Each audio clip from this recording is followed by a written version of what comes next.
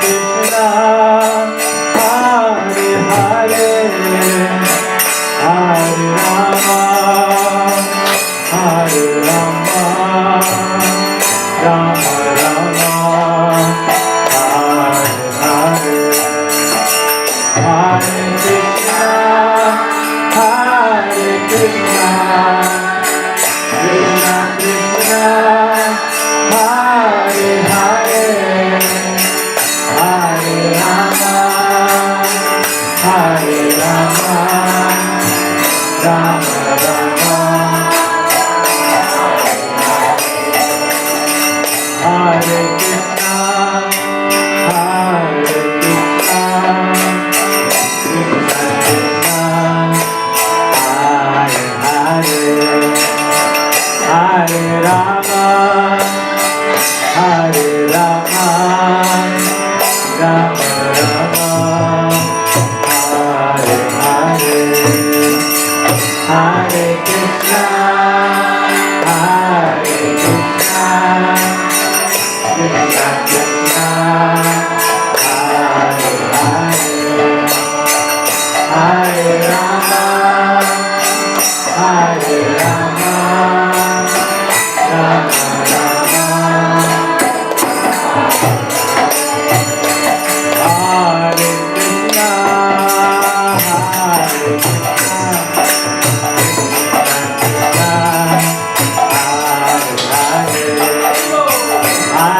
Rama,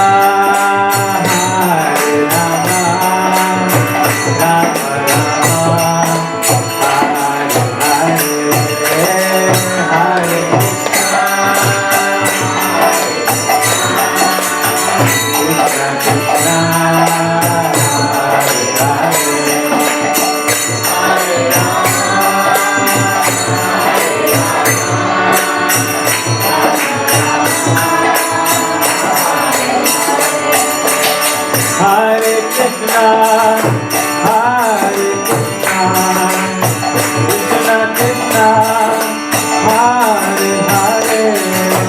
Hare Rama, Hare Rama, Rama Rama, Hare Hare, Hare Krishna, Krishna Krishna, Hare Hare, Hare Rama, Hare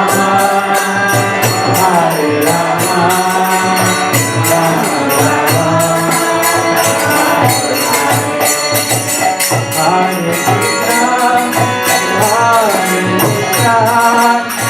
Krishna Krishna, Hare Hare, Hare Rama, Hare Rama, Rama Rama, Hare Hare, Hare Krishna, Hare Krishna, Krishna Krishna, Hare Hare, Hare Rama, Hare Rama, Rama Rama, Hare Krishna, Hare Krishna, Krishna Krishna, Hare Hare, Hare Rama, Hare Rama, Rama Rama, Hare Hare, Hare Krishna, Hare Krishna, Krishna Krishna,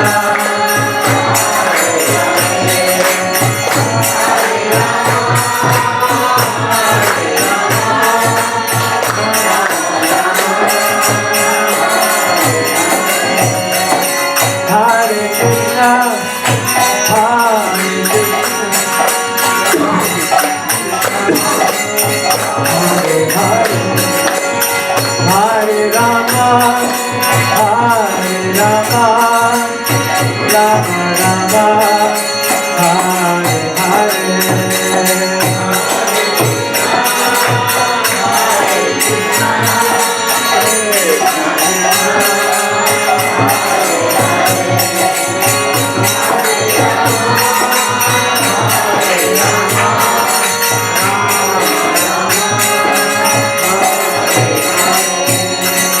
Hare Krishna, Hare Krishna, Krishna Krishna, Hare Hare, Hare Rama, Hare Rama, Rama Rama, Hare Hare, Hare Krishna, Hare Krishna, Krishna Krishna, Hare Hare, Hare Rama, Hare Rama, Rama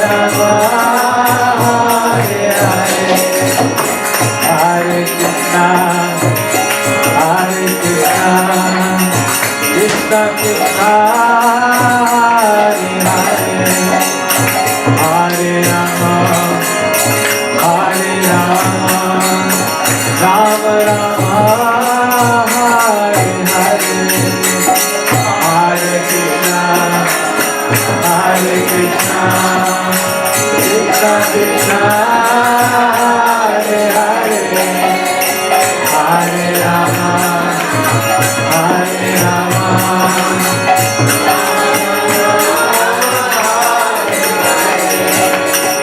Hare Krishna, Hare Krishna, Krishna Krishna, Hare Hare, Hare Rama, Hare Rama, Rama Rama, Hare Hare, Hare Krishna, Hare Krishna, Krishna Krishna, Hare Hare, Hare Rama, Hare Rama, Rama Rama, Hare Krishna, Hare Krishna, Krishna Krishna, Hare Hare, Hare Rama, Hare Rama, Rama Rama, Hare Hare, Hare Krishna, Hare Krishna, Krishna Krishna, Hare Hare, Hare Rama, Hare Rama, Rama Rama, Hare Hare, Hare Krishna, Hare Krishna, Krishna Krishna, Hare Hare, Hare Rama, Hare Rama, Rama Rama, Hare Hare, Hare Krishna, Hare Krishna, Krishna Krishna, Hare Hare, Hare Rama, Hare Rama,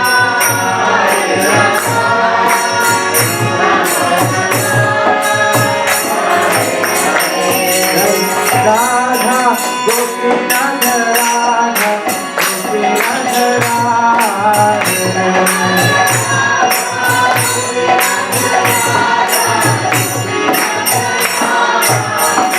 Jaya Radha Govinda Radha Govinda Radhe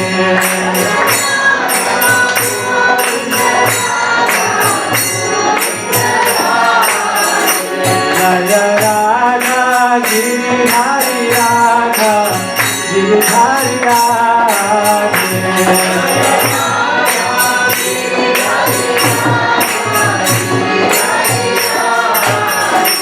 Jaya Radha Giridhari Radha Giridhari Radhe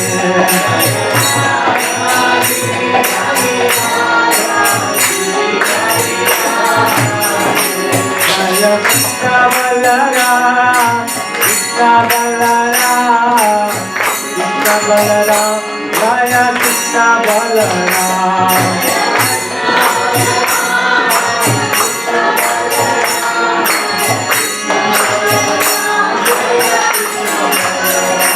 Jaya Krishna Balaram Krishna Balaram Krishna Balaram Jaya Krishna Balaram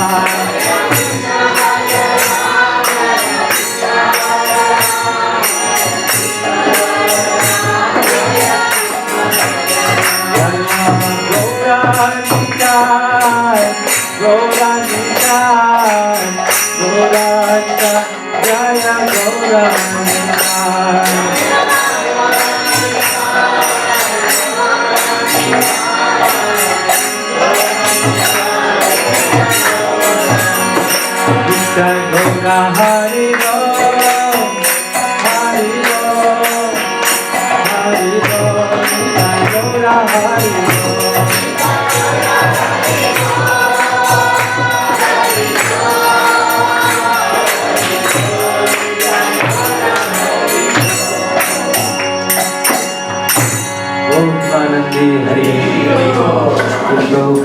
ki jai. Hare Krishna. Hare Krishna. Hare go? Yeah. I think it's working. It doesn't matter, I have a loud enough voice, I think. So, Hare Krishna, good morning everyone. Thank you for being here today. We have very, very special guests today. Aruddha Mataji and one of her son's family, Gopal Hari and his family is here. Why they're here is because about 13 years ago, we had gone, a group of us, I don't know if some of you were around at that time, but a group of us had gone to New Vrindavan. And we met Mataji there, and my wife and her got in a discussion, and they discussed about, she was touring America and speaking about homeschooling. And then she came to St. Louis and she stayed with us. We had just got married. We were probably married about 8 months, something like that. And she and her oldest son, Radhika Raman Prabhu, came to stay with us. And it was an amazing experience, so transforming that my wife and I decided back then that if we ever have kids, which she was pretty sure we would, that we would homeschool them. That was our conviction. And it hasn't changed since then. I mean, now our kids are 7 and 5, and that's still our very strong conviction that that's what we want, and for them, because of they've been such a big inspiration in our lives on a personal level. So all gratitude to them for literally transforming our lives in so many different ways. Let me just give you a little introduction to their credentials. Aruddha Mataji and her husband Anantarupa Prabhu, who I got the great fortune to meet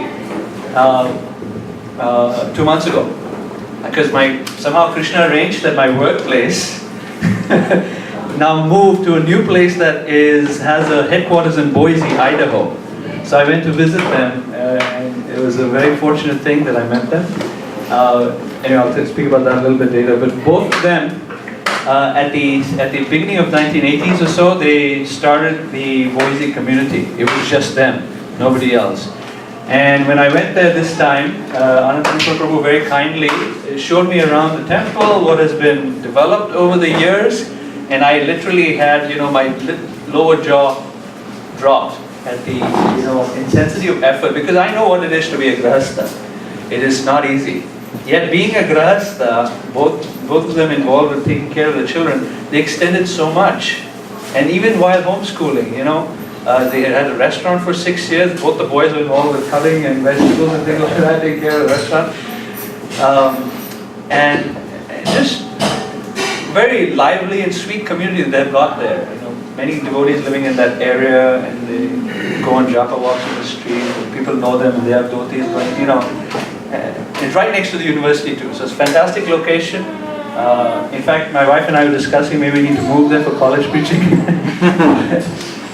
But just a very wonderful community that built up there, and a lot of them are doing homeschooling as well, based on the model that Aruddha Mataji is. And Gopal Hari Prabhu, sorry. Gopal Hari Prabhu, he and his brother, both of them, Radhika Raman Prabhu, they both completed their college education really young. So when they were 13 or 14, they went to college.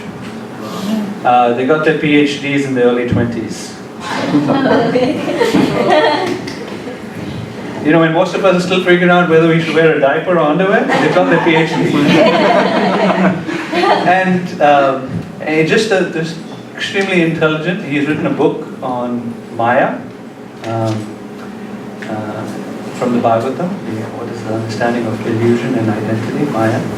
And he's also now just got a new job at Evansville, University of Evansville, Indiana.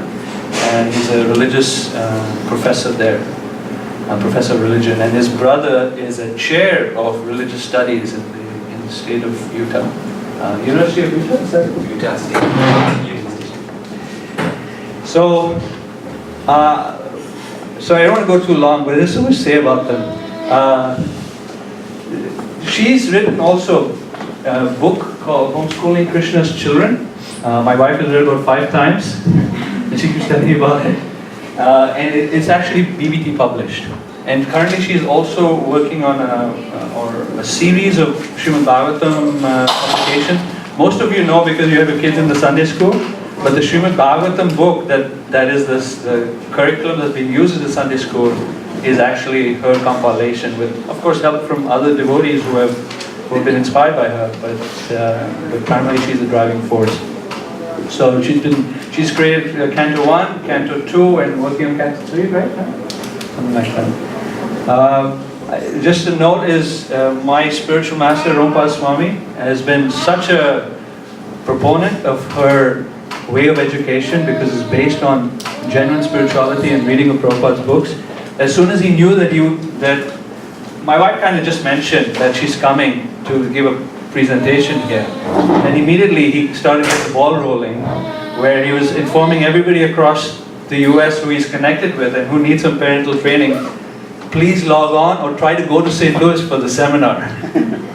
That's how much endorsement and trust he has in her model of training children. So, few logistics, bathrooms are there if you need to. I just want to apologize, as I walked in this morning, the floor is a little dirty. So if you, we'll hopefully try to clean in between the break. If you need to wear your shoes, please feel free to do so. The schedule is we're going to go until about 1 p.m., right? So about 11 to 1, and then we take a break, lunch, and then we'll continue from 2 to 4. That's more or less the schedule. Tomorrow the Krishna Fest talk is going to be given by Gopal Hari, and he's going to be speaking about Prahlad Maharaj, another wonderful child, Prahlad. And children are taken care of by Sri Radhika upstairs. They're going to be reading the book. And also in the afternoon, I think they have a little outing. So I would highly encourage, ask questions as much as you can, take advantage of the association. Is very meaningful. I mean, just on a personal note, when I first met Gopal Hari Prabhu a couple of months ago, I felt like an instant friendship, because of just the warmth and affection that they showered upon me. And I feel, even though they're so accomplished and they clearly have, elevation in Krishna consciousness, very down to earth and sweet people. Just on a human level, very sweet, and that's very endearing. So, I also want to thank Krishna Prabhu, who's there in the back. He 13 years ago he hosted Aruddha Mataji in his house. You remember that? Yes. At that time, his wife Shari Mataji is all about parenting and wanting to learn. But now her child is 18 years old, so he said, "I'm done with parenting." But he's come specifically to help with all the technology and get the Facebook Live going on so that others around the country can participate simultaneously. So thank you for being here. All right, with that I'll allow you to continue. Sorry for the long introduction. I felt compelled to say something.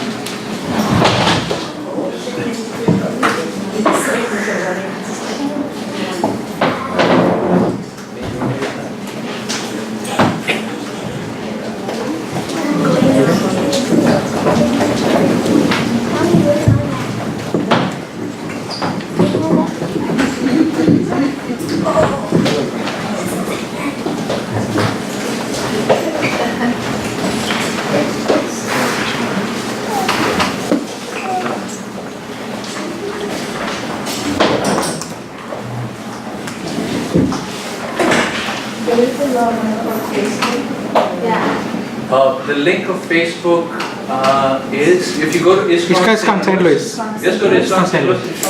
Yeah. You become friend of ISKCON St. Louis.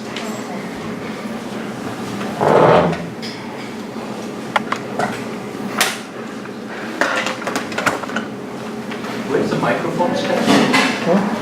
Maybe we can put this in. Yeah.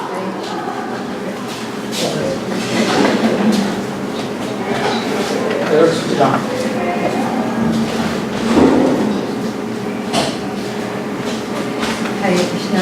Hare Hare Krishna. Krishna.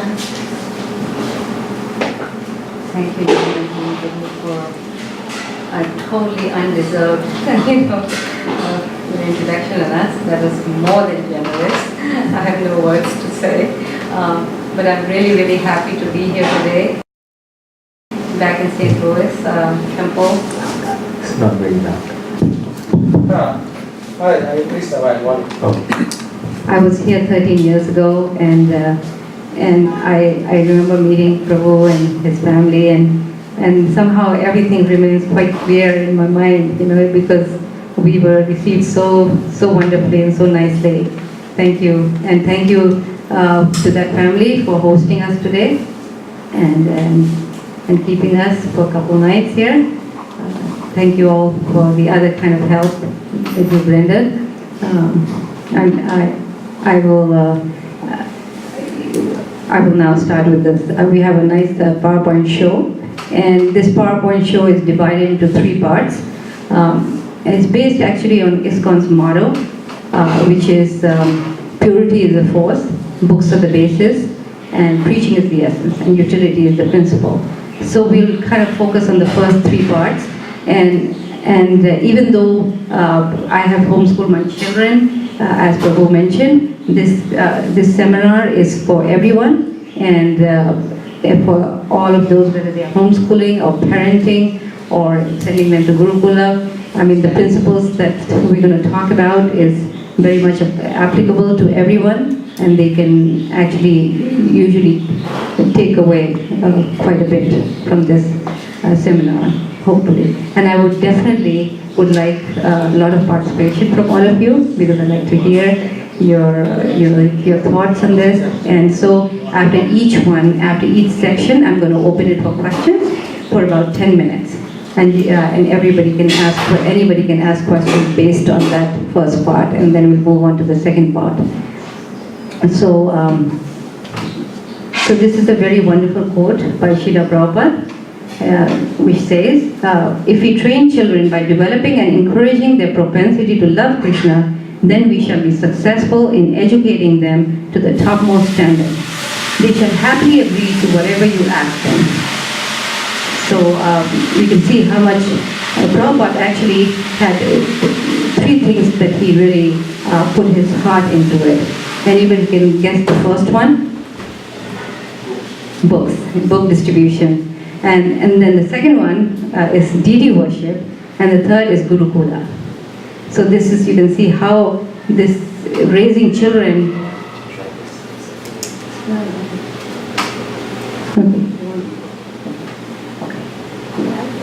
So you can see how important this was for Prabhupada, raising children. It was very, very dear to him.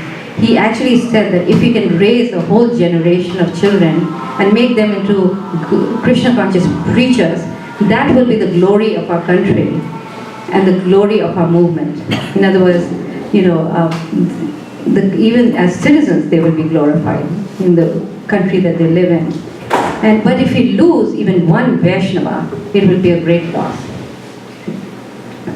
Prabhupada said that these children who are born in devotee families, they're not ordinary children, because they have done devotional service in their past life, and they have taken birth in our families just so this could be their last life, and there's no more life. A lot of us grew up in India with, we may have been vegetarians with some Vedic culture, but none of us can say that we grew up chanting the holy name of the Lord, right?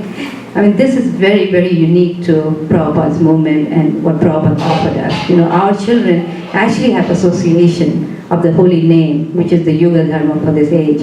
So powerful. And this is what Prabhupada said would protect them, ultimately. Because as you see, the world is full of, he would call them debauchees, rogues, and thieves. Prabhupada would call them, right? So, and this, you can see these such people, you can find them everywhere, even from very educated families. So education in itself is not the guarantee that we can have, that somebody is going to develop with good character. But what does matter is Vedic education. Why? Because Vedic education is focused on with God in the center, with chanting the holy name of the Lord. So in such education, one can develop very good qualities. Right?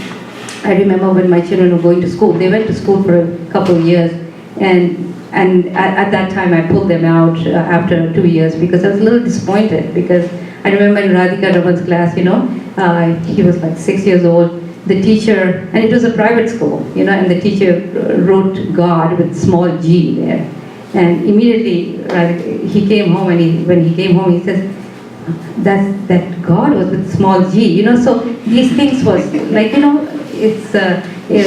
Gopal, I remember when he was in kindergarten, his class teacher was, her boyfriend would come in class, and they would openly kiss in front of the children, and then when he would sit down for lunch, they would make fun of him, because I would generally, at least in our schools, I don't know if like that, but maybe we had a negative experience just so Krishna could push us into something alternative, because a lot of people don't exactly have that, those kind of experiences, not all of them, right? Anyway, it kind of deterred me, and I was thinking, is there an alternative way? Actually, I never heard about homeschooling at that time. And I until that time, and then I started investigating of different other ways, alternative ways, and that's when I came upon homeschooling. And I was really, really nervous. So I thought, okay, the way to do it is to try it out in summer, okay? And if 3 months I feel good about it and everything seems okay, then I'll continue, otherwise they go back to school. Because how we emphasize academics so much, and then you start worrying about this, academics and so many other things. But one thing is common in all of us, whether we are homeschooling or not homeschooling, is that we always want our children to adopt the values that we've been gifted with, right, in Krishna consciousness. All of us have that desire, even though all of us may not be, it may not be easy for us to homeschool them, but at least we have the strong desire to give them, to pass on our Krishna conscious values. And I'm here to share that, how no matter whatever situation you may be, it's possible, it's actually possible to pass these values to our children. Because Prabhupada, among everything, didn't want to emphasize just only the scholastic achievements of children. The reason why he wanted the Gurukulas, which is only like first 10 years of a child's life, was to give them good character. Only 50 years ago, influential people in India, they would send their children to Gurukula. These were from very wealthy families and all that. And the reason is because they understood the importance of good character training. Like self-control, mercy, forgiveness, all these, tolerance. And they saw the importance of this to such an extent that they were willing to do that. Of course, in Shastra, you see all these great acharyas, and great examples we have of children, of personalities who went to Gurukula, right? So Prabhupada's emphasis was character development, and he said the schools, generally, today, the modern schools, generally, what do they teach? Is mainly how to eat better, how to sleep better, how to make better, and how to, so all these things are just simply to do things better. But he said these things are innate in us. It's natural. Nobody has to train us. You take a little cookie and you put it, in the child, give it to the child. He immediately puts it to his mouth. Nobody has to tell him this is where it goes, right? And the same thing with sleeping, these things don't have to be, given to us. It happens automatically, naturally. But what we do need training is how to control these things, how to reduce these things. And that's what a Vedic education was meant to be. The austerities that go with a human form of life. So important, right? I mean, obviously in Kali Yuga, austerities are adjusted minimally, not like the austerities in the previous ages, right?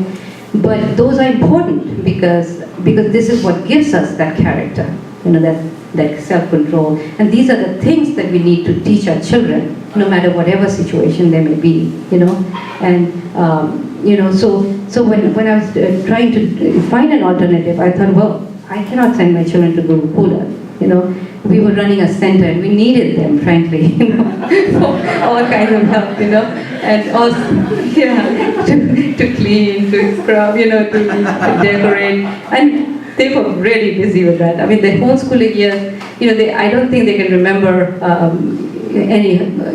too much study. What they do remember is just being so busy in Krishna consciousness, Yeah, this is, I mean, if you ask them what they remember, this mostly this kind of devotional practice, this cooking, cleaning, altar, decoration, this and that, and preaching, of course. And so this is so my experience of homeschooling was just, their experience of homeschooling was just simply one big play, and that's what made it, good for all of us.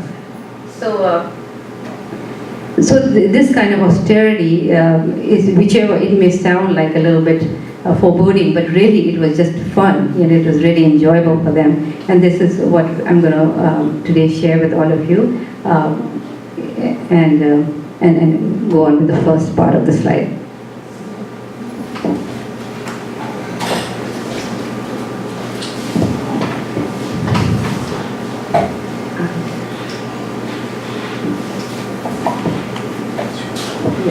So now we're going to, okay, yes, before we get started with the no's, the don'ts, we have to all understand, whether we are homeschooling or not, that children need a very nice home environment so that it's conducive for their spiritual life, right? These are some of the basic things we all understand as devotees.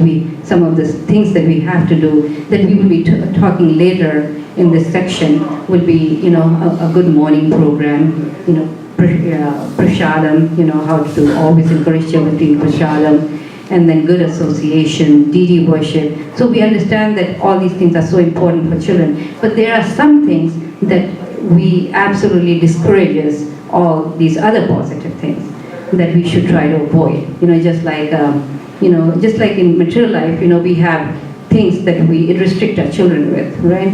People ask me questions that these restrictions, won't they create rebellion, and won't children become dissatisfied later on in their life because you're denying them all these things? But, but the fact of the matter is that even materially speaking, we have to restrict our children, right? Even people out there, they will place restrictions on the children when they come home. This is a certain time when you come home. And, so restrictions are there just simply to, to keep a sound body and mind, right? But, so the same thing with the soul, we need certain rules in order to keep our soul happy, right? So in that sense, these restrictions are very good. But one thing we have to remember when we talk about this is that these restrictions, if taken up very early in life, they don't feel like restrictions to children. A child who's grown up, avoiding television and all these things, it's not a restriction anymore for them, right? I mean, if a child grows up not eating meat, it's not a problem for them. But for us, if we've grown up eating meat and we have to give up, with a lot of us who came into Krishna consciousness late, later in life, it's a big austerity, right? But not for our children. So in that light, this becomes very, very easy. So one of the first things we'll speak of is television. They say that the average family, the average child in America watches 4 hours of television.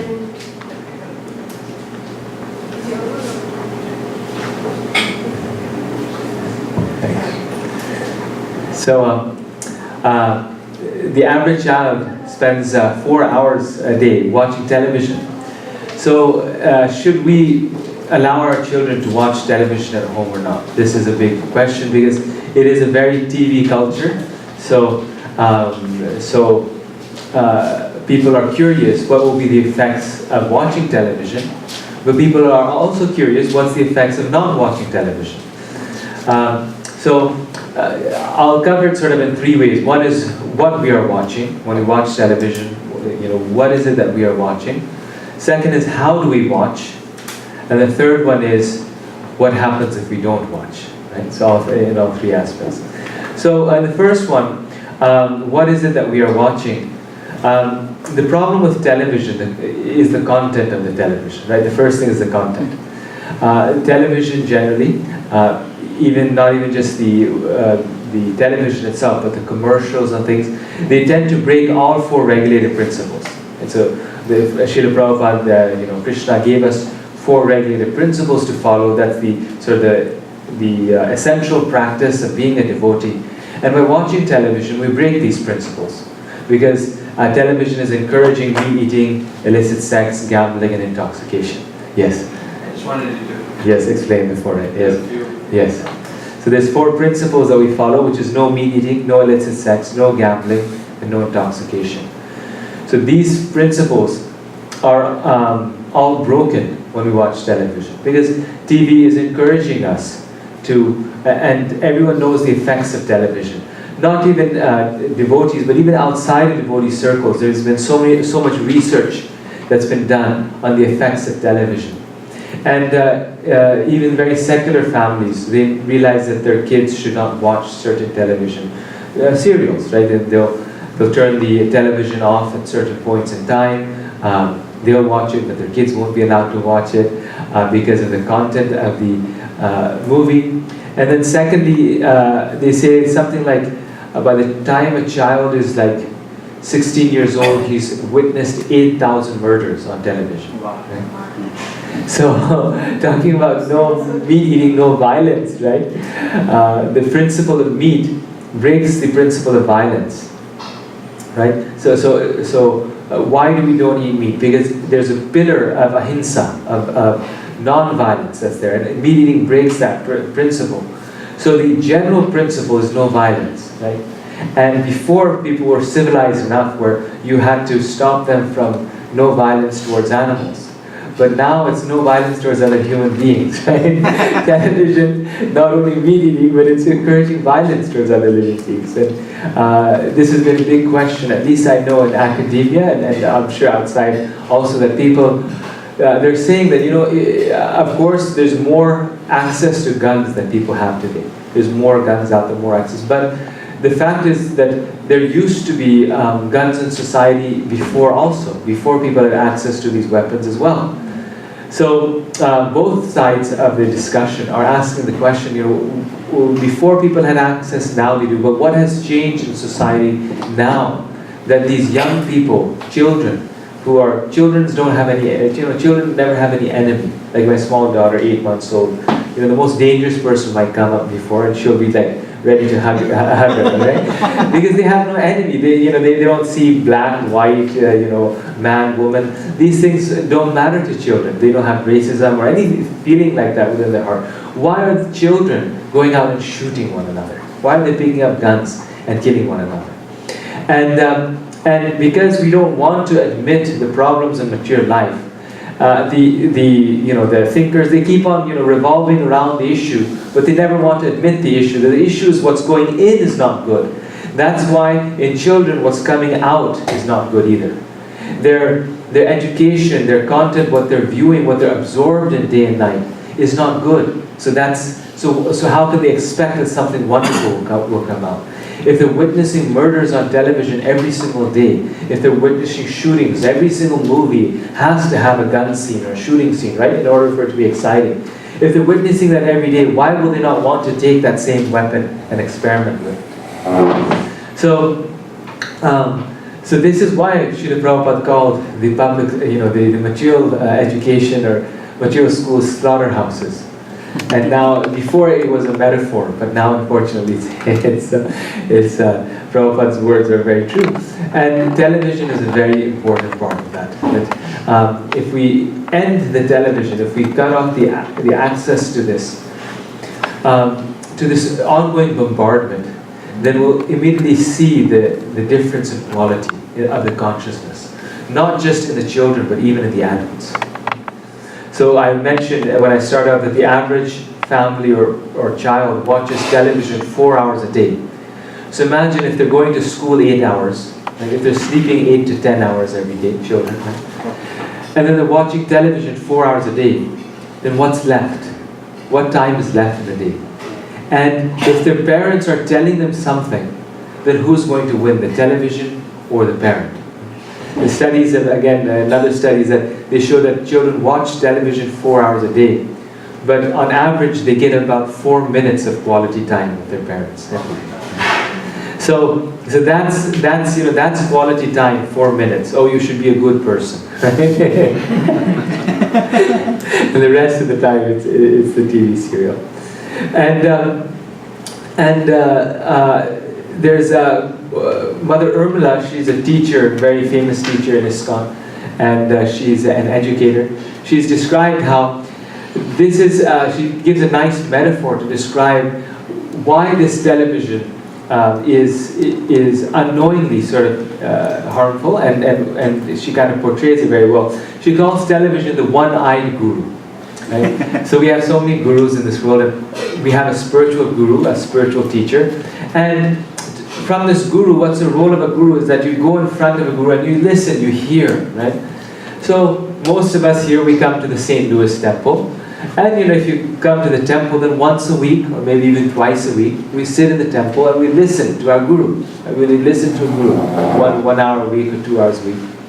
Now, to our spiritual guru, we listen 1 or 2 hours a week. But then we have a guru at home, right? That we give a nice pedestal to, right? It has a center space in our living room. It's right there. It's not on the side in the corner. It's right in the middle. We give it a raised platform, right? And we set it on there.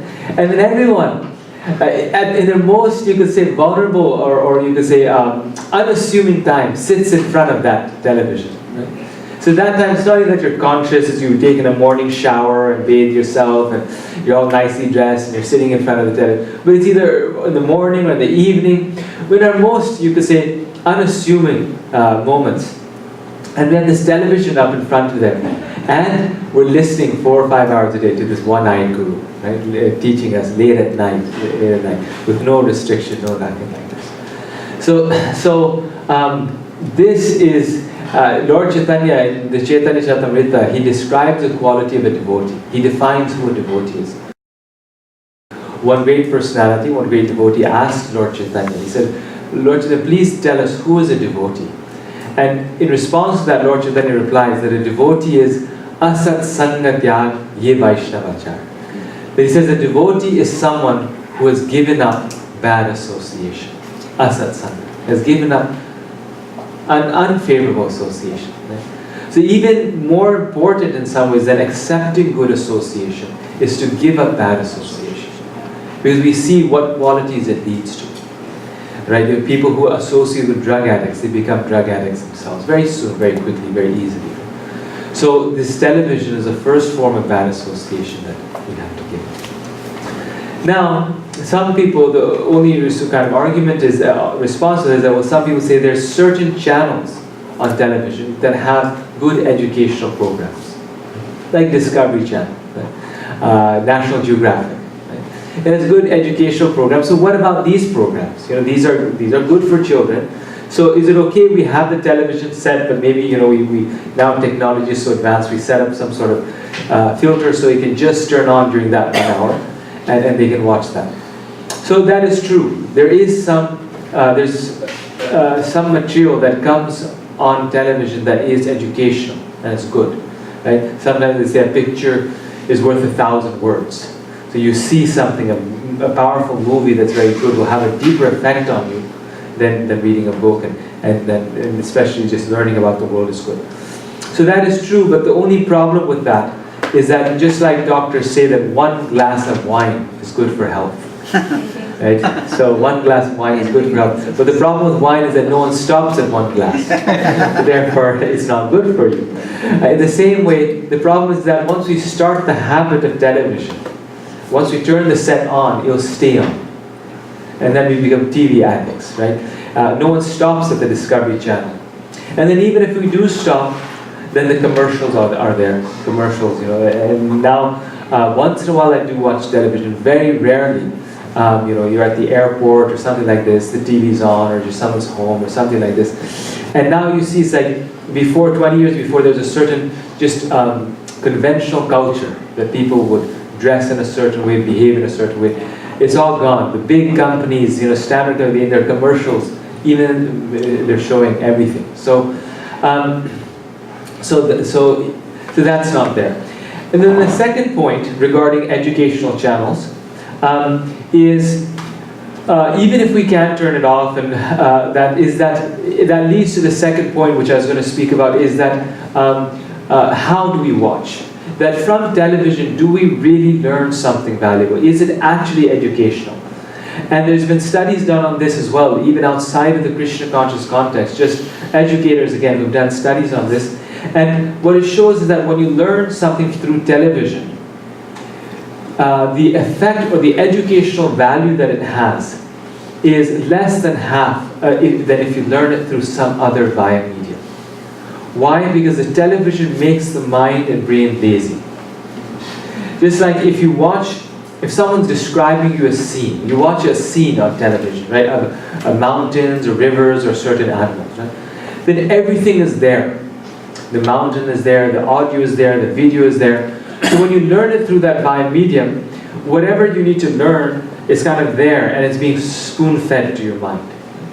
So that's one form of learning.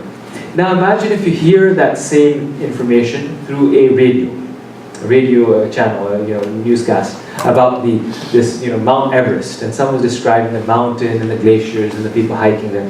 So you're hearing it, you're getting the information, but visually what do you have to do? You have to imagine it. Right? You have to make pictures in your mind. Okay, it must be looking like this. Okay, white peaks and all these things like that. This is how it is. And then you're like, okay, that's very good. It must be something like this. So when you're hearing a radio and the descriptions of it, then you can see the method of a certain part of the brain is being activated to imagine what you're hearing. Right? Now finally, if you read something using a book, and then you read the same thing about Mount Everest, then what's happening? You're having to make the effort to read it, so it's active. You're also imagining it in your mind, and you're sort of hearing it in your mind as well. So by learning the same content through television, it makes the mind lazy. And this is why today's children, they say they have short attention spans, they don't want to read, they want to be mentally lazy.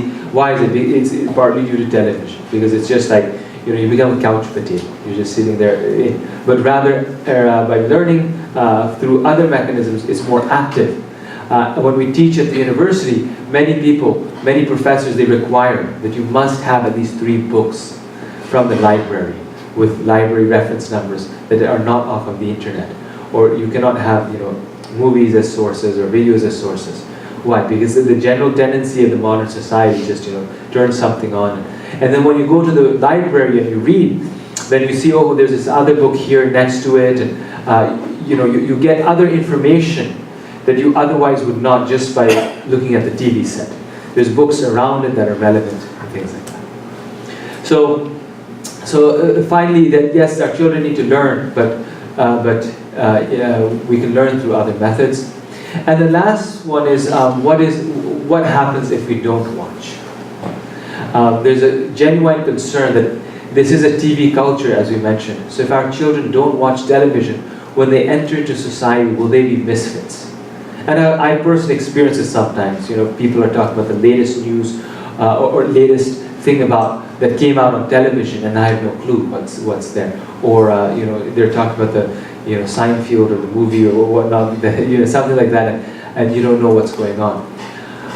So in order to kind of take care of that, we can use another, one of the main things is the news, right? The concern is with the news. How do we get the news?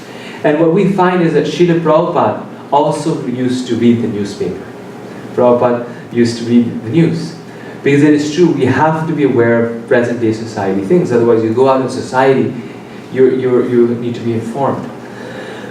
So, as an alternative to television, we can, rather than spending hours listening and seeing the news on television, we can just get the same news by opening up Yahoo News or New York Times and reading it and just reading the headlines. Right? Because on television, the same thing, it goes slowly, and then, just to give a small example, like someone's, there's been a robbery or a car chase, right? On television, you open up at 6 o'clock, it just started, they just found out about it. Then at 7 o'clock, you open it up again, the same news is being repeated over again. The same news comes again and again. And then now they're showing how there's a police chase, and the policeman is chasing the robber, and then 7:30 you open it up and find out there's been a car crash and the robber's out. And on the other hand, you look at the news the next day in the morning, the entire result is there, everything's there, all the details are there. So we can get a very clear, you could say, comprehensive understanding of the news by just spending 5-10 minutes looking at the headlines, rather than spending hours in front of the television and trying to follow the things of this world, which the devotee is not so concerned with. Our concern is the other world, right? Not just being absorbed in the affairs of this world.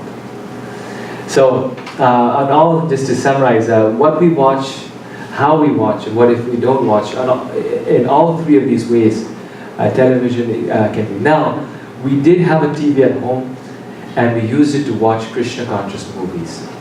So it does have a place. You can use it to watch Krishna conscious movies, things like that. Not too much. Again, we said the via medium itself is not very good. Not good for the eyes, not good for the back, not good for the mind. But we used to use it. But it wasn't connected, it wasn't tuned in. So we never even thought about turning on the TV. But yes, we would watch Mahabharata or Ramayana or Krishna. These various things are good for children. I was just thinking of another point, is that, regarding that children become misfits in society, because they don't watch TV, which is like the only rasa right now in the world. So they actually,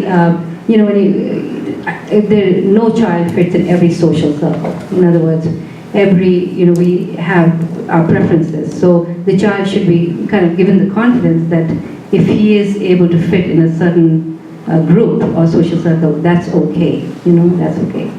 So. Yes, nice point. Yes. And many times you see, and that leads to the next thing. Now we're going to speak about internet. Well, television is there, but what about the internet? These days, the internet is a bigger issue. But many times you see that children who are on the internet or television all the time, they're more misfits in society because they're always on the cell phone. They're always wired up, but not interpersonal. Right? So a big problem actually, parents face that their kids are always on the cell phone. So what about internet? So television we can turn off, but internet is very difficult to remove from the scene. So the internet, as we all know, is a very powerful tool. That's why it's difficult to disassociate ourselves from that. I tried actually. I said maybe not have a smartphone, but now these days everything, like your whole way of communicating, has to be through that. You have to text. Some people don't even pick up the phone. It's like their policy; they only text. And then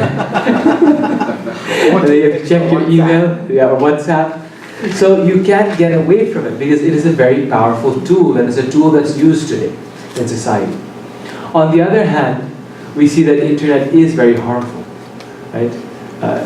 If children are on the internet for a long enough period of time, then eventually, because they're children, they're very bright, they're very curious, eventually they will get to the wrong sites. They'll get to the wrong places, wrong sites. And we know that they say most of the internet is pornography. And most of the people watching pornography, statistically speaking, are children. So the point is that we have to be very careful and keep it away from it. And so, on one hand, it's such a powerful tool. On the other hand, it's so dangerous. So then what's the solution? Well, how to do it? Well, the solution is actually in the word tool itself. It's a powerful tool. So therefore, we should just use it as a tool. And then once we've used it as a tool, then put it away. Just like at home, we have so many tools, right? We use it for what it's good for. Just like a hammer, right? The hammer is there, and we use the hammer when the nail is out, or we need to put a nail in, we use the hammer to nail it in. But then we don't, the hammer is such a valuable tool, but then we don't take it with us everywhere. Oh, well, let's put the hammer in our backpack, because we might need a hammer at school, so take the hammer to school. Or keep a hammer in the car and drive to, always drive with the hammer. No, it's a hammer, it's a hammer. It's a tool, you just use it when you need it. The same thing is with the computer and the internet. That we should just use it when it's needed. When we need to answer emails, we use it. And then once we're done with it, we put it away. But the idea is that we stop this habitual way of always being connected. You know, the same thing with television. The on mode. Right? It's always on. You know, keep it off. But then just turn it on when we need it. Then there's less of a tendency to just become, as we were saying, the problem of going to places where it's not needed, because that habit is not developed, right? It's not there. See, the problem with the internet is that there's so much information. There's so much information there. Information overload. But there's no idea of the source of that information. So therefore, information is there, but information without a good source can be harmful to us. Even though there might be so much information.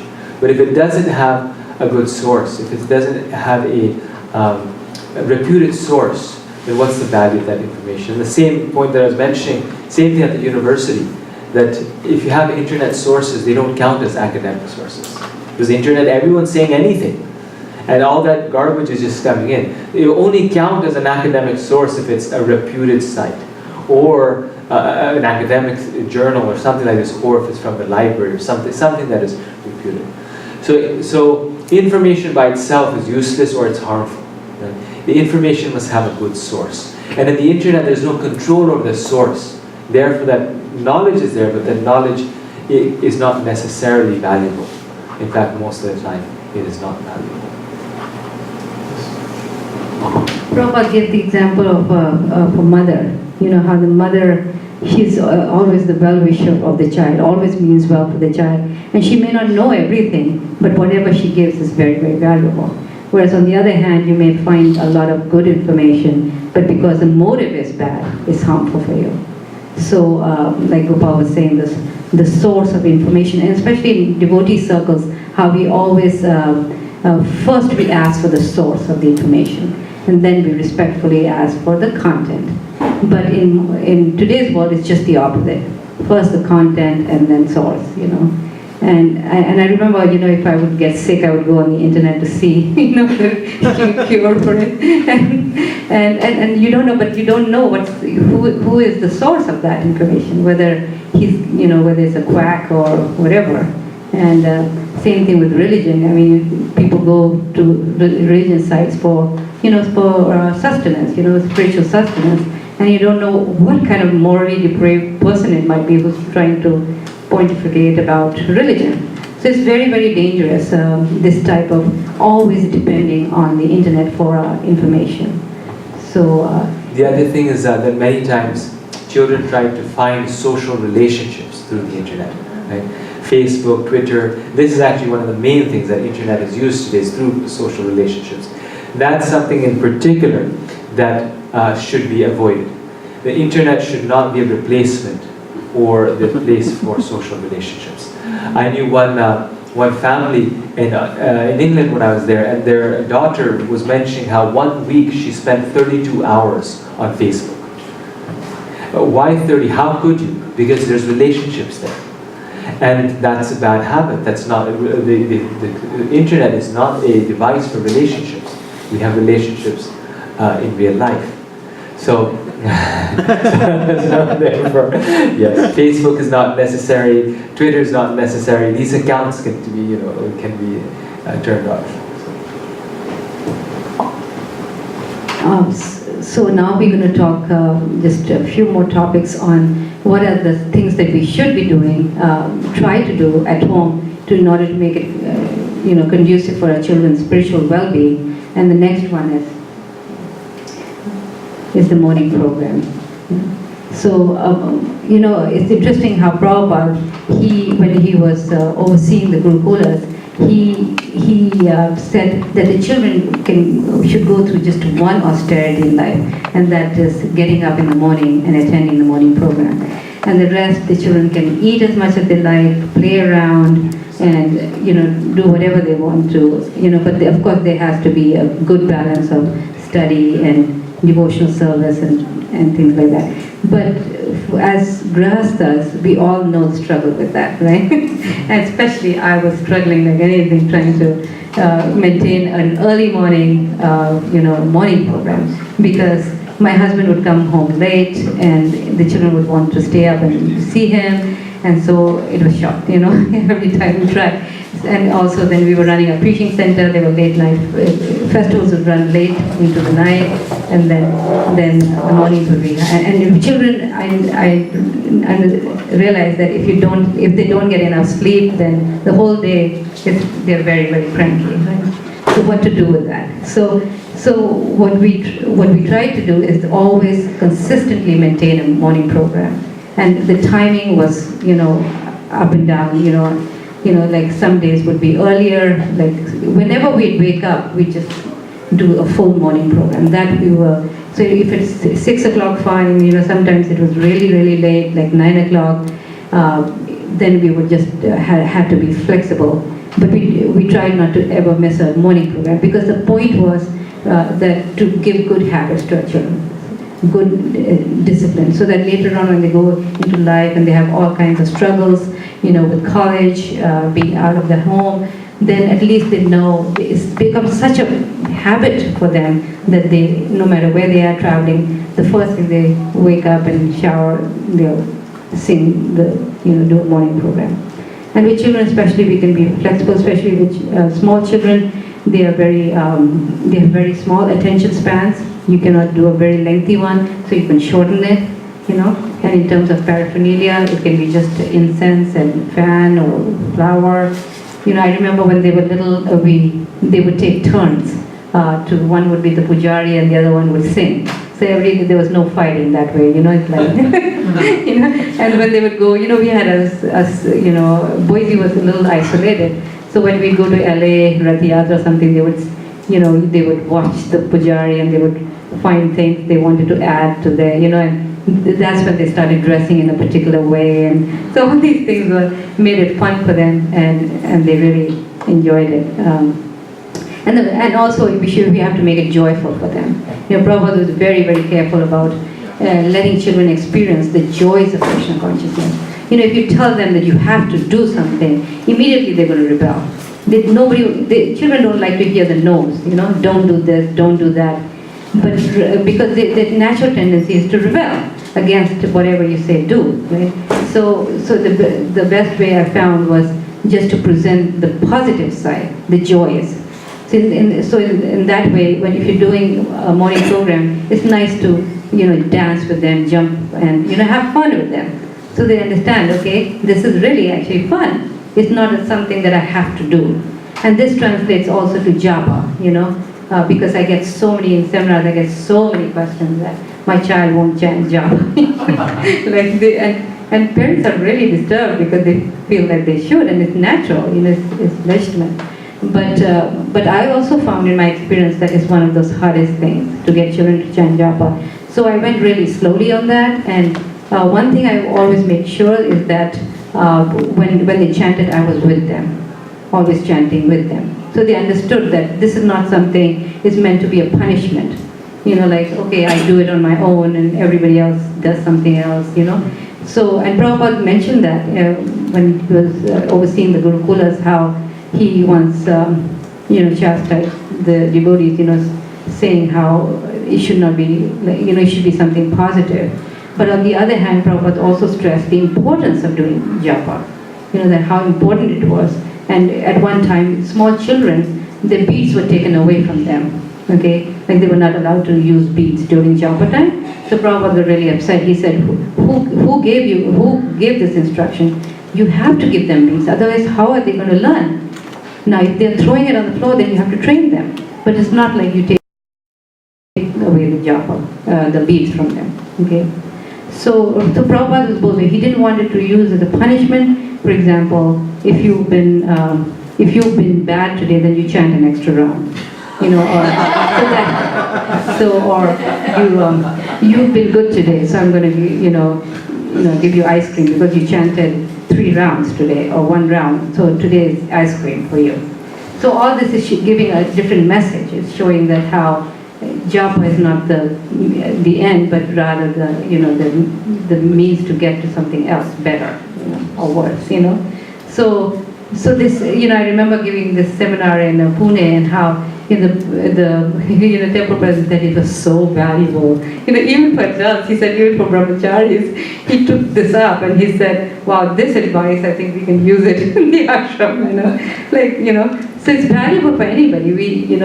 Anybody who's coming into Krishna consciousness, we have to be careful about that, because, japa is one thing that Prabhupada said.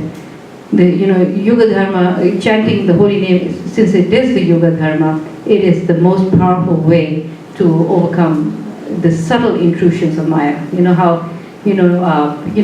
we train our children so nicely, growing up, we do everything we can, and then when they become teenagers, the mind is again distracted, right? There's so much out there to be distracted about it. It's really hard, So, and Prabhupada has so much confidence in this holy name. He said, this is what's going to save them.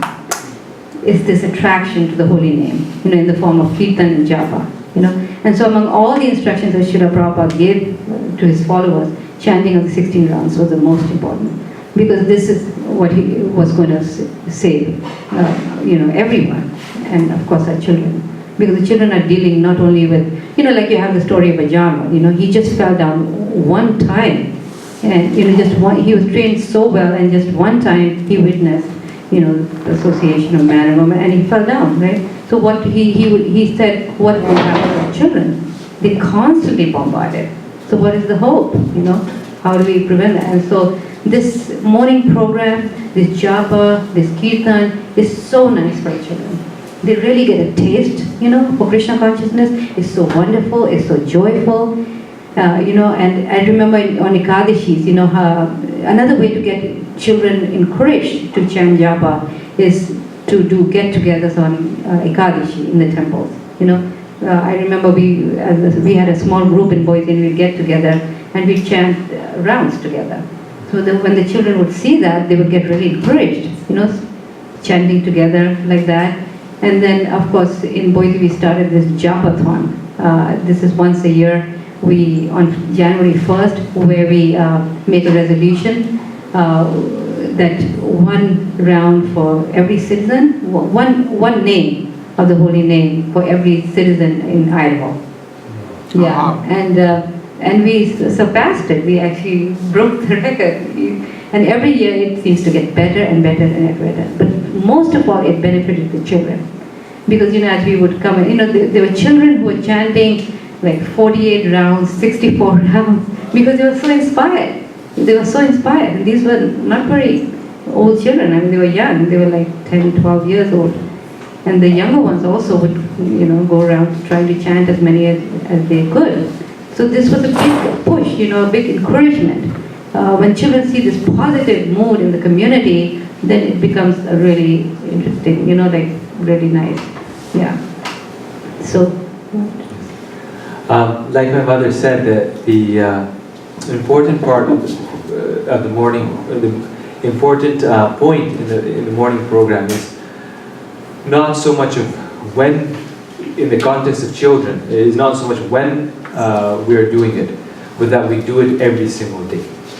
That we do it, even if late night or something, the children wake up at 7 or 8 in the morning, but the first thing that they're doing in the day is the morning program.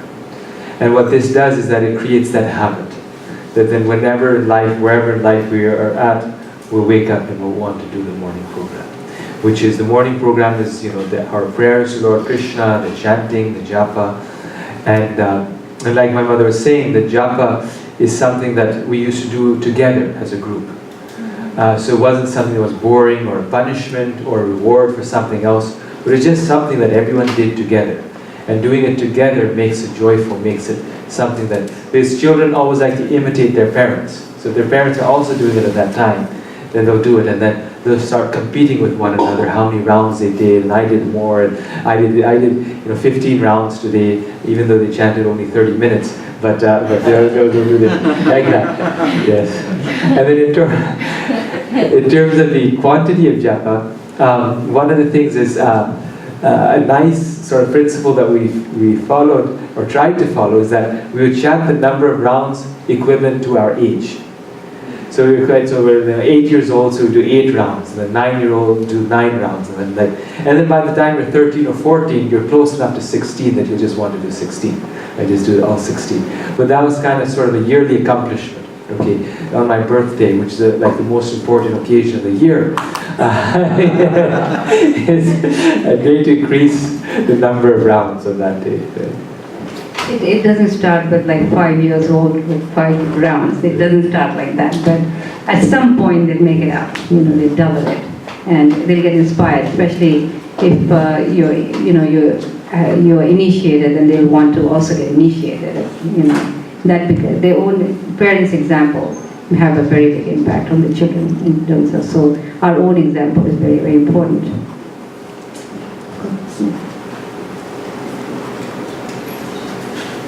So we'll have a couple more slides, and we'll quickly go through them, and then we'll open it for questions for this part of the seminar. Okay. So this prasadam is also very important because we are what we eat, right? Food is something that hits directly to the soul, and that's food, right? And we all, especially women, understand how much energy goes into cooking, right? There's, I think, 75% of our time, maybe, it's like, you're shopping and then bringing home, cleaning, cooking, then cleaning the dishes, and then it starts again at the evening, So why not so you can see how important this is, so if we can just, get that together in terms of offering it to the Lord and eating prasadam, then we know that we've done well, and for everyone, it's an important thing. It's, like Lord Chaitanya is, he, how Krishna came to kill the demons, right? Annihilate the demons. But Lord Chaitanya came to kill the demoniac mentality of everyone. And so that is through chanting and prasadam. So prasadam, especially with children, is very, very powerful because it can curb misbehavior in them, As they eat, they actually become more peaceful if they eat prasadam. And there's a Krishna conscious atmosphere in the home all day, then they actually reduces misbehavior. So many parents ask me about that problem, misbehavior. And these things are they look so simple, but they are very, very powerful, where we can actually help them to become peaceful, So there's many questions that come up in prasadam, that, we are invited out, what do we do? Some other children have a pizza party, but she's not exactly, they order pizza from outside, So all these things are there. So of course, what we try to do in our home is that, we would, as far as possible, we would try to take a whole dish so that we could eat that, over there. And generally, for people outside the devotee circle, we would, a little bit outside, we would, explain to them our dietary, restrictions of how we don't eat any food that's cooked in a meat kitchen, in a kitchen that cooks meat. And most people actually understand that. They actually respect that. But we should definitely try to avoid food that's been cooked by non-devotees because it pollutes the mind. And children who grow up, for children it's a little hard, right? Because their senses are so, wild. I mean, they want to eat and taste and do all these things. So for them, in the beginning, it's nice to have a lot of variety. I remember cooking a lot when they were little. And as they got older, then it became, it wasn't so much. Because children generally by nature, they need a lot of variety. And it's well worth the trouble. Because as their senses become satisfied and they become self-controlled, then later on these very things will pay off. Because when they go out into the world, they will always remember those things and they will know how to practice self-control. Because children, as they go older, they don't need so much variety. It's just when they're a lot younger, then they need that variety. So, eating prasadam and not eating unoffered food is actually a much greater austerity. It is far more, you could say, challenging than we imagine for children. Because for children, food is just about everything, right? It's about what they eat and all these things. And There are friends' parties, and there's someone's birthday is there. There's a birthday cake, but that birthday cake has eggs in it. Should they eat it or should they not? And to be able to have the determination, the conviction that I'm not going to eat outside, I'm not going to eat non-devotee food, I'm only going to eat prasadam, is something that in of itself is a very important devotional service. Right? Srila Prabhupada, in one place he said that if we simply make this one vow, that I will only eat Krishna prasadam. If we make this one vow, then he said, simply by doing that, we'll go back to Godhead. If we throughout our life we only eat Krishna prasadam, just by that practice we'll go back to Godhead. So,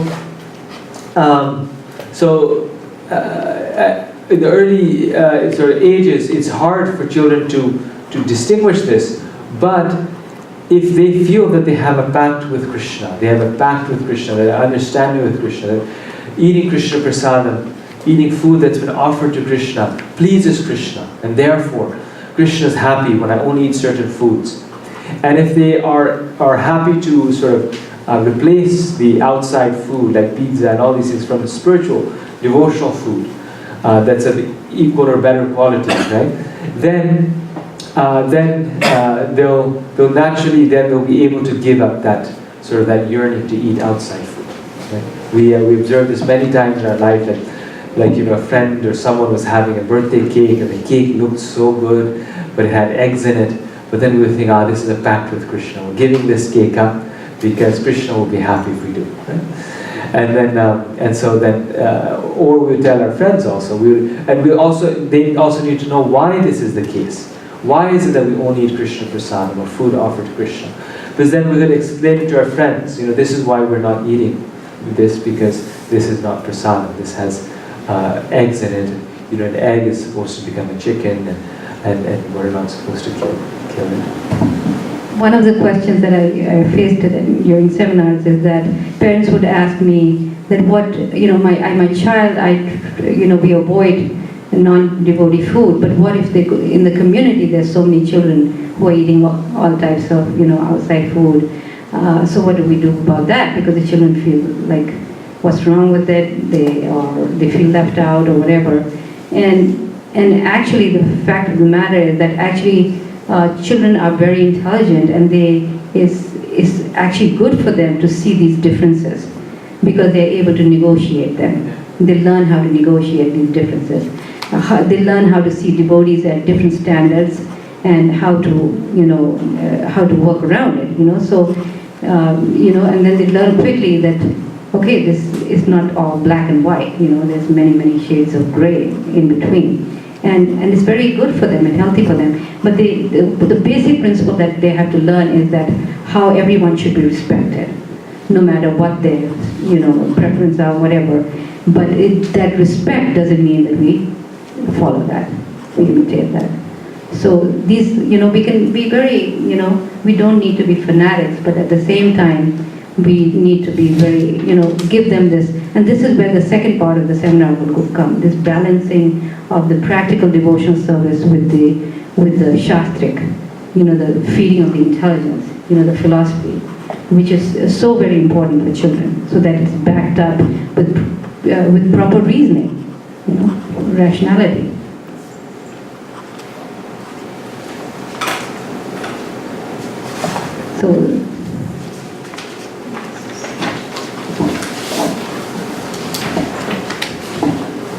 So this is, it's very, we all understand as devotees that how we are always trying to seek good association. So similarly for children, good association is very, very important, And Prabhupada stressed that, he stressed good example over precept. In other words, he said, if we don't give our children good examples, then all our verbal, saying will be no use. And that's why you see how Lord Chaitanya, he just wrote 8 verses, but his main, preaching was to show by example, how to live by, by the precepts of the Shastra, So Prabhupada said that how, he would give for children, he would give the example of Tarzan, how Tarzan grew up with monkeys, So he developed all the habits of the monkey. So he said children are like that. They are impressionable. They imitate.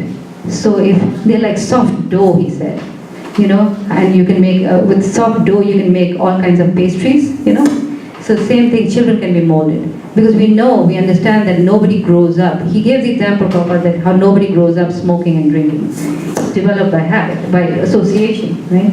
You associate. So this way, if you keep our children always in good association, then their psychological development will be very good.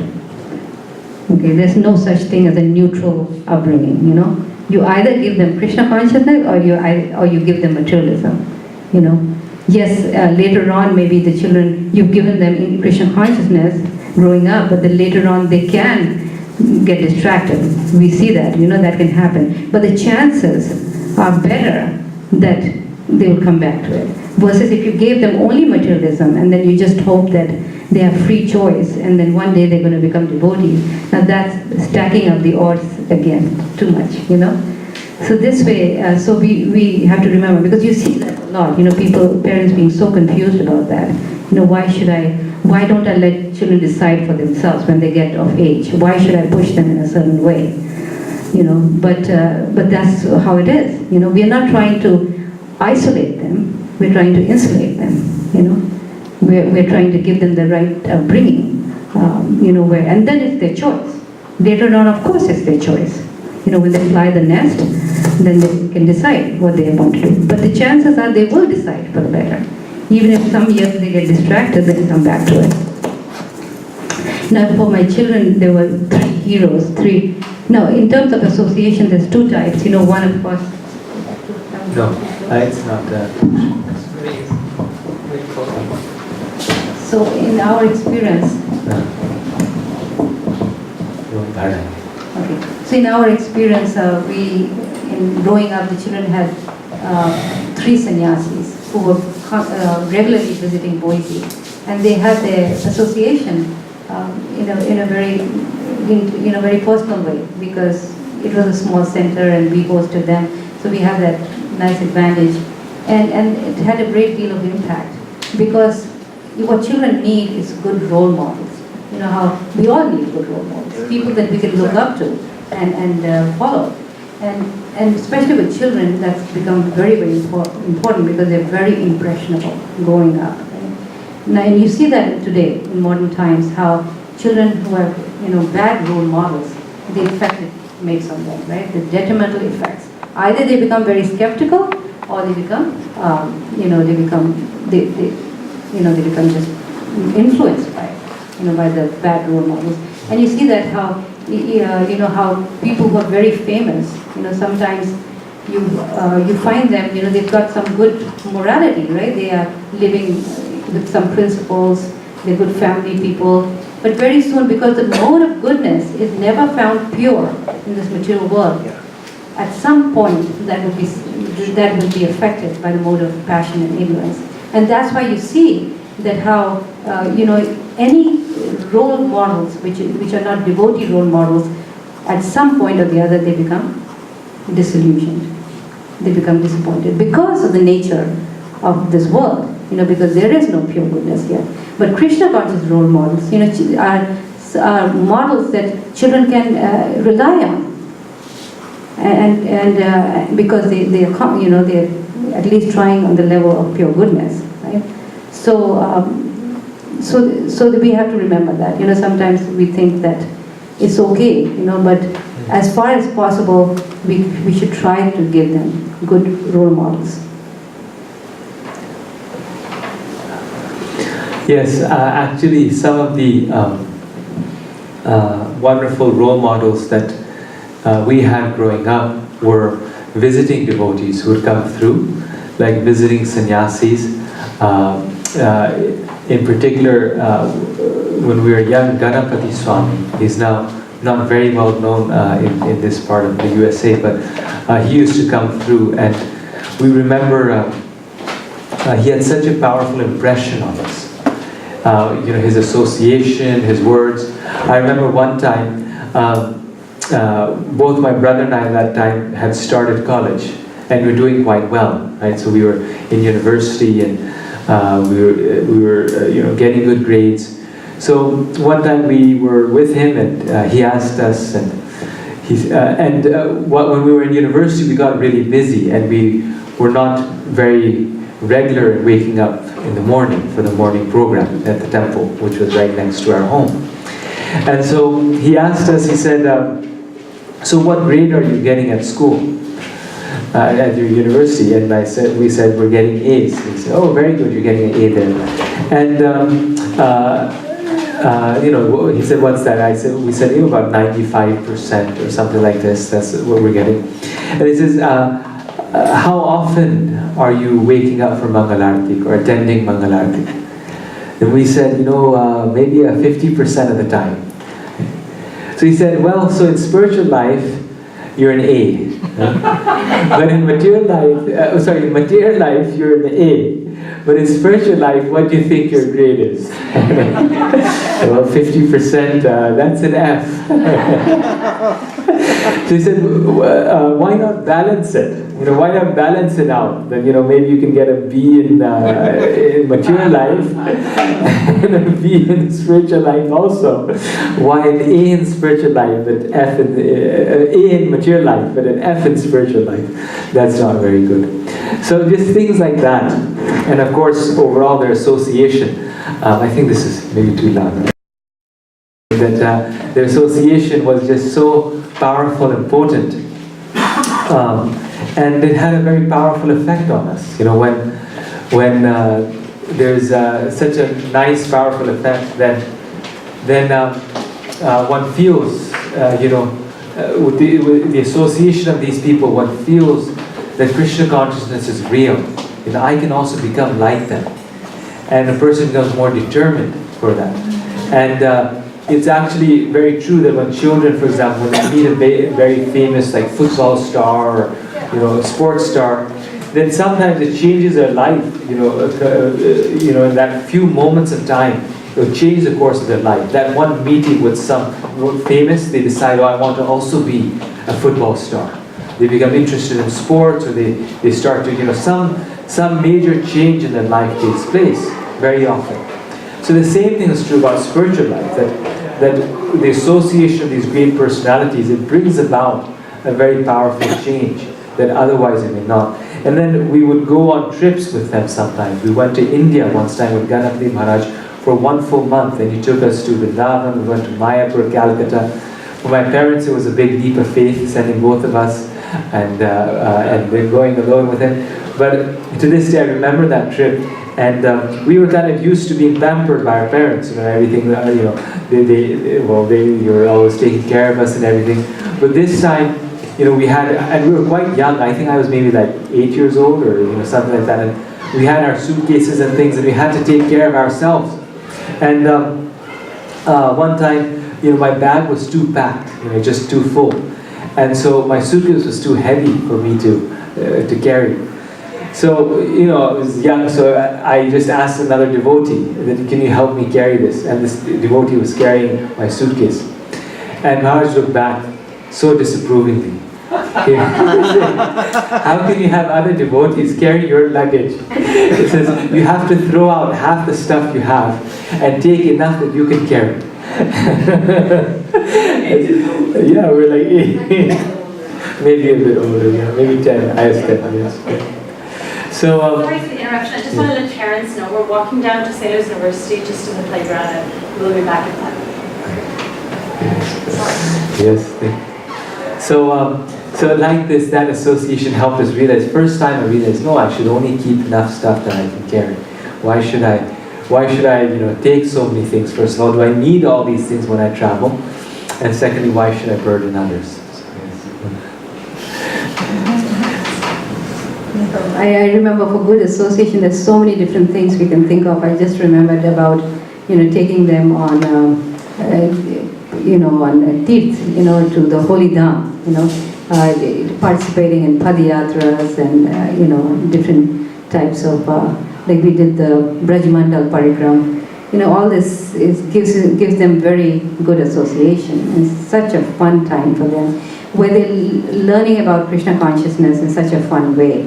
But at the same time, they're getting so much of, senior association, and so we should be always looking out for those things, looking out for them. Sometimes I have questions from parents, where their teenage children are, getting distracted from Krishna consciousness and so many things. And one of the things that really works well is when we take them to the Holy Dham, because somehow the potency of that place, and maybe they can join Bhakti Shastri, or that I know one boy whose life totally changed just by going through one of these courses, where he had such pure association that he just changed.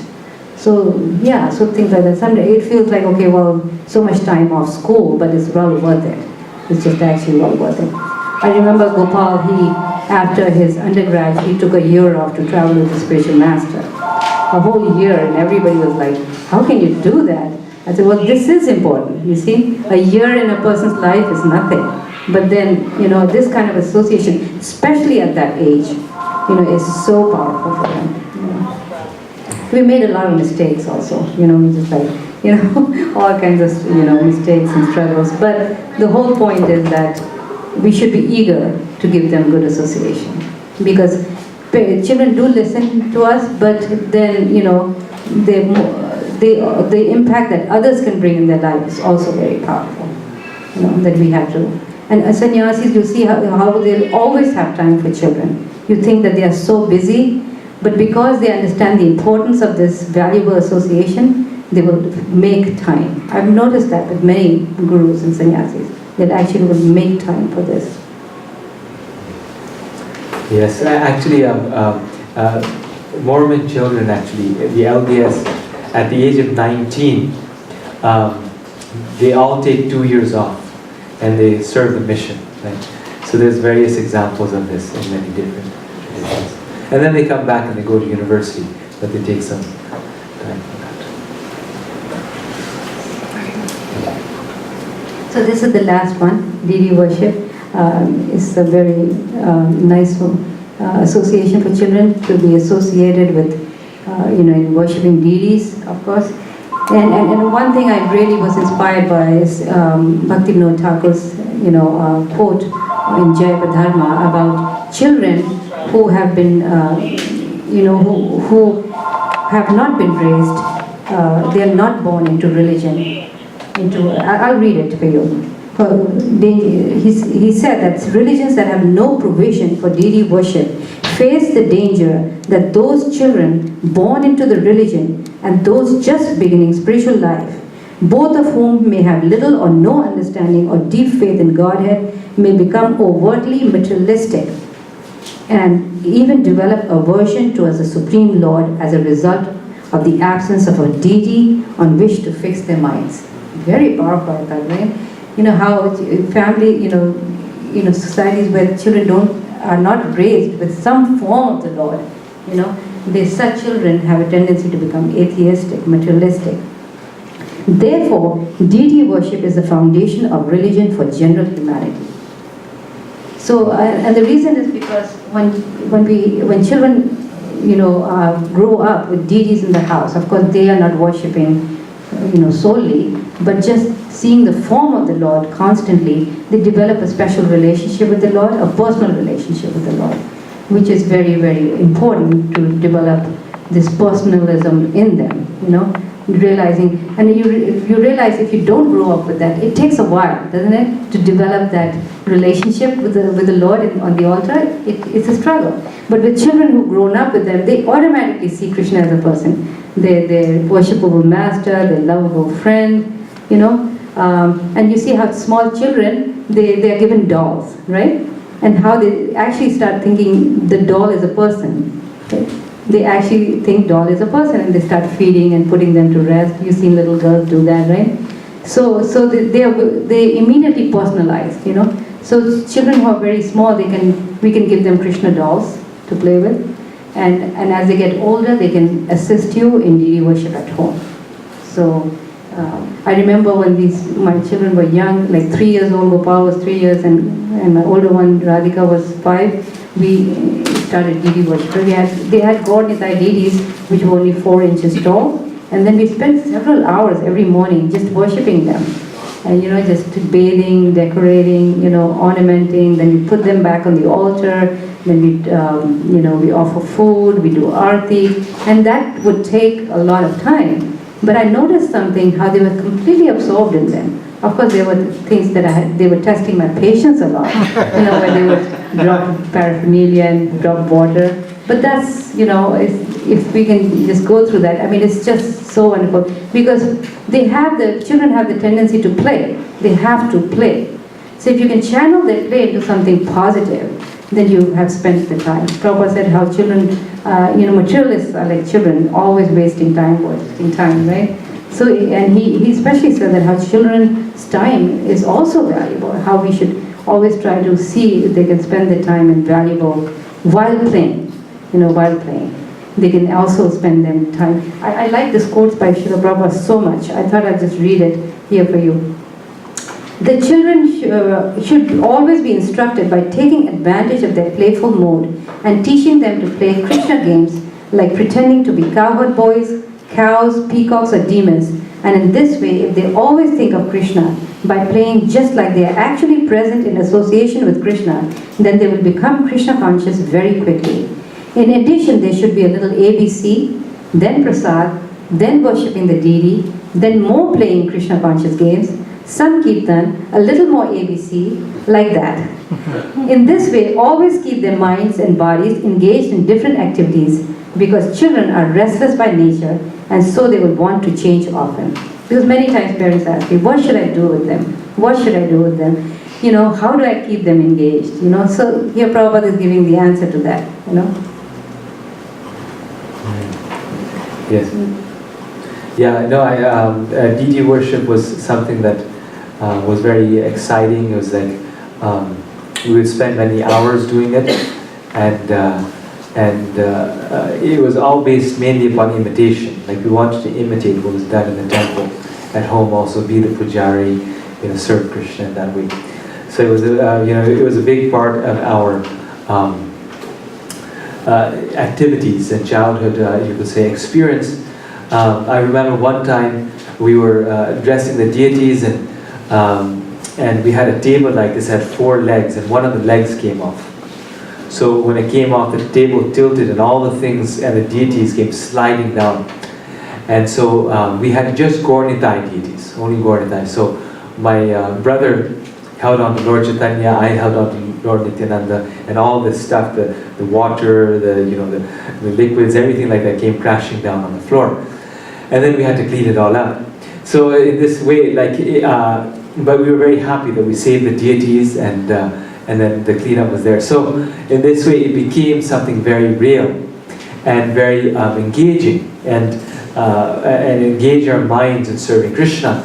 And as my mother was saying, in childhood, you don't think theory, you don't realize sort of the difference between theory and reality. Right? Like someone tells you Santa Claus will come and give you candy, Santa Claus is real. And it's actually real for children. Or the tooth fairy actually comes and takes your tooth away. So when children are worshipping deities, it's not that, well, okay, this is a deity form of Krishna, and Krishna appears in the deity. No, if the parents and people tell them this is Krishna, then that is Krishna. So that's why it can be very nice devotional service, because it is Krishna for them. It's not like, it's not something theoretical or something that they will doubt.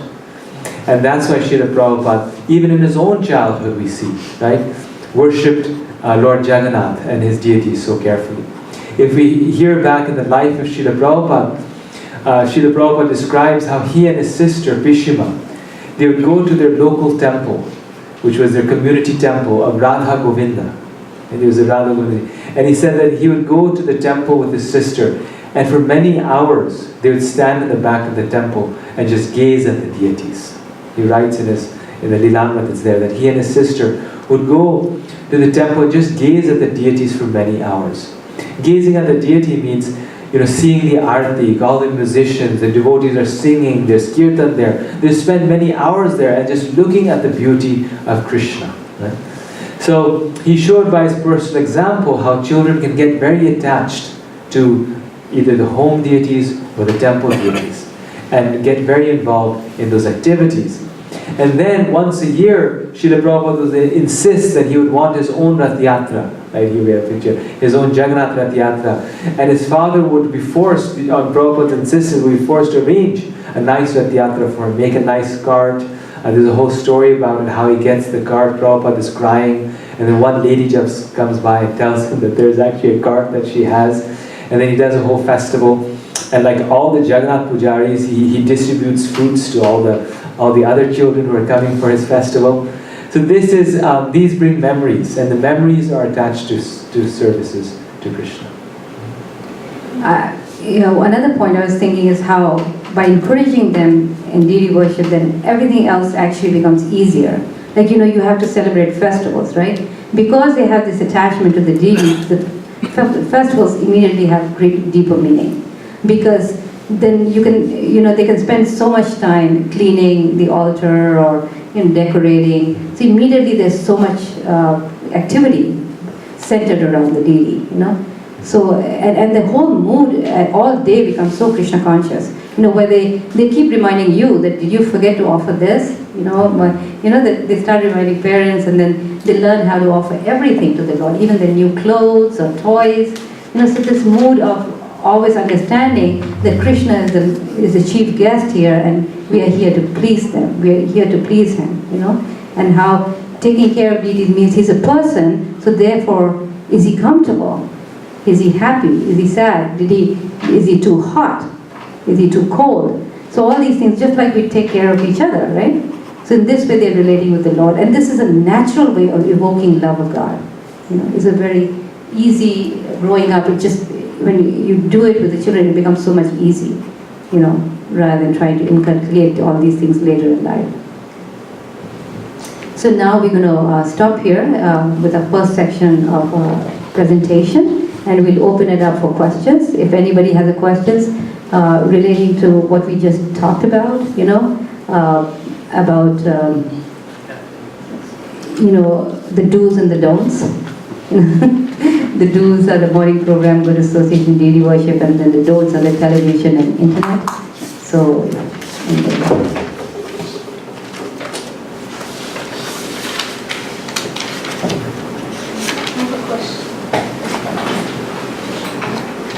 So speaking about the morning program, if the kids have different schedules and they're school going, I'm not homeschooling myself. How do we do it as a family, or they all do their own morning program and then rush out home? Is that an option? one thing, I know how it's like, when your children are rushing to school. So you could do the, if you're driving them to school, you can sing the whole morning program in the car.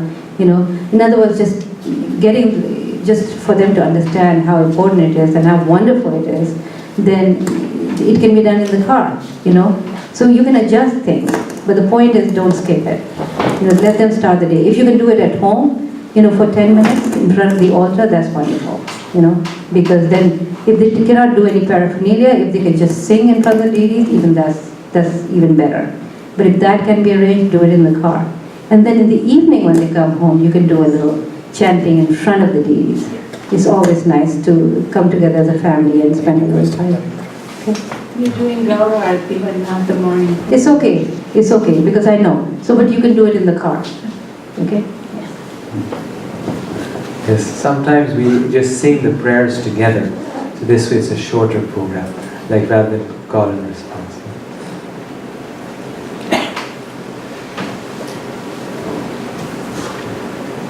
So you were saying how television is a passive way of learning because you fed all the information straight off. One of the things that we sometimes resort to with our children, instead of maybe taking them through a story in the Bhagavatam, is show them a PowerPoint on a particular story, through Maharaj, Balaram, etc. Krishna's pastimes, we have a whole set of PowerPoints. Or then I was thinking about, they have comic books on Krishna's pastimes that they might read also. You're seeing images that have text with it, but it's perhaps a reduced activity for the brain than, let's say, reading this text or discussion. So what are your thoughts on that? Yes, actually, especially for young children, my mother can speak more on this, teaching through pictures or telling them the story or helping them study Bhagavatam through the pictures is very essential because it focuses their mind. Similarly, yeah, so much of our learning is visual learning. Images and pictures, they are very good. There's nothing wrong with it. It's when the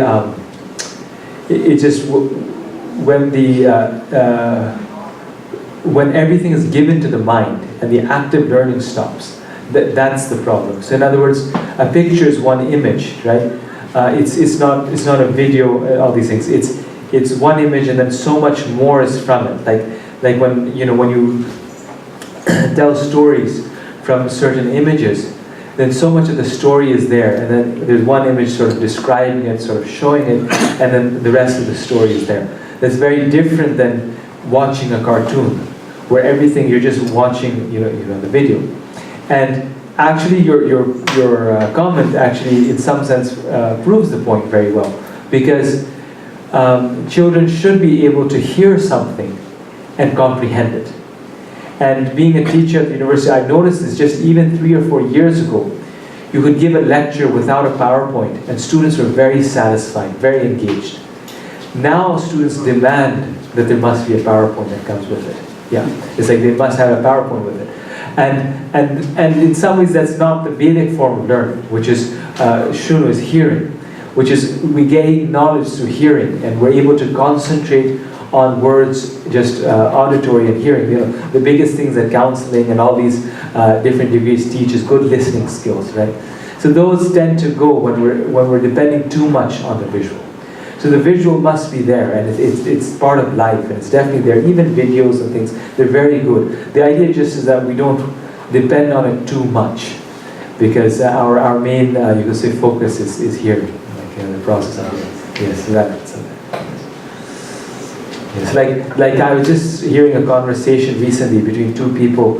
They had come to do some work in our home, and I have some books there, quite a few bookshelves of books, and they're talking. They said, so many books. He said, I never read. I don't even have a book. I just watch movies or hear the radio or something. But it's been years since I picked up a book and read it. So that's becoming the culture, and that's just something that we don't have to kind of plug into. Yes.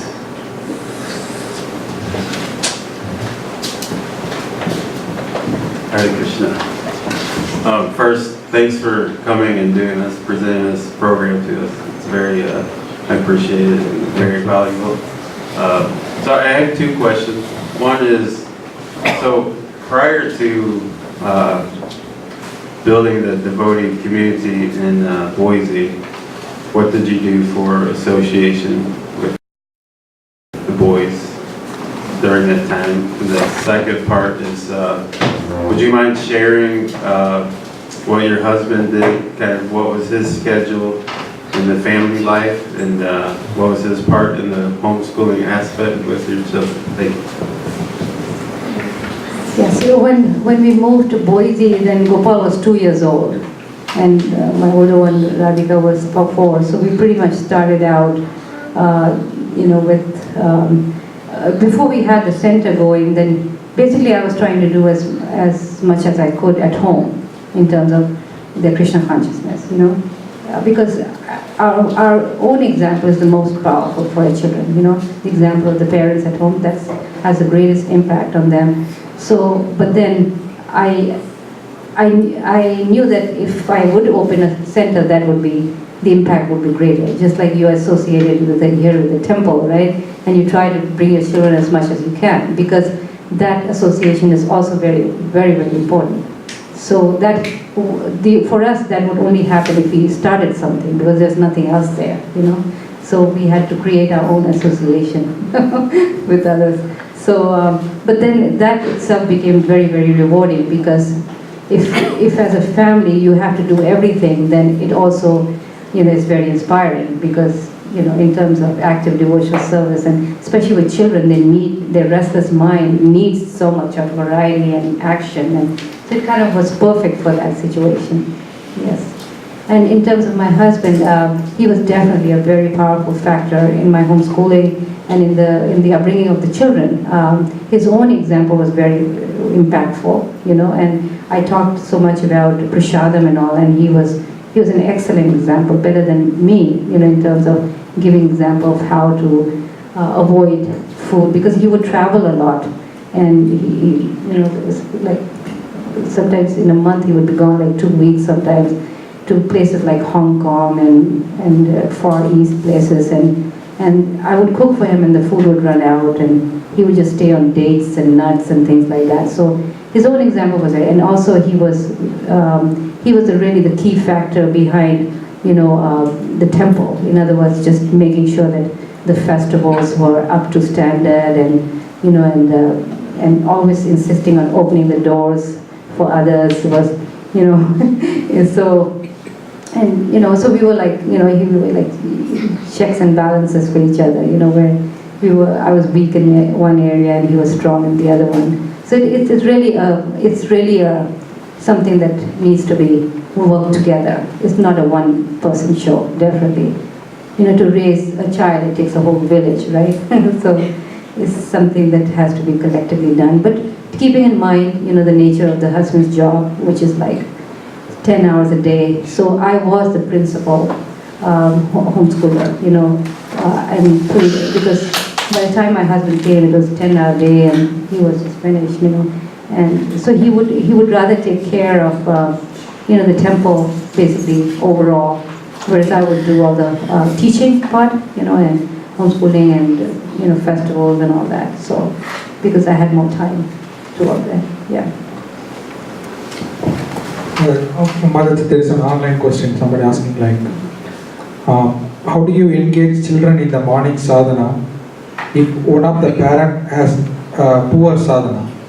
Say for example, the husband doesn't wake up early, and only the wife does. How do you get the kids to engage in the morning program if one of the parents is hardly there? Yeah, it's a difficult situation when things like that happen.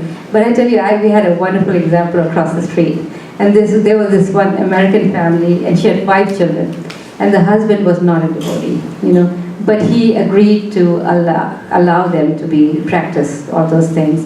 And she was determined, to do that. And so she would, do all this, bring them to the temple in the morning, and at home she would had deities, really cute, like 6-inch deities, and they would dress them and do all kinds of things, all Krishna conscious days, and then so they became a really good association to each other, and they became, pretty much a strong antidote for him. Like, there was no room for anything to go wrong because there were 6 of them, So I still remember her example, it was, and the husband just kind of gave in, like, okay, this is something that I have to do it, But she was a wonderful wife, and she was so conscientious.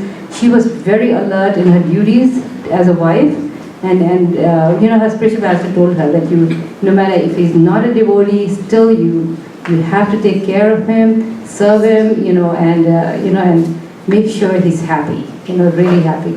So that's really the key, Okay, we have these struggles, but then how to get develop that intelligence where we can balance everything, without appearing too rebellious or too fanatical or something, just giving in at times also, like he's the master of the house, he needs to be happy, So understanding that psychology and making sure that, he's happy.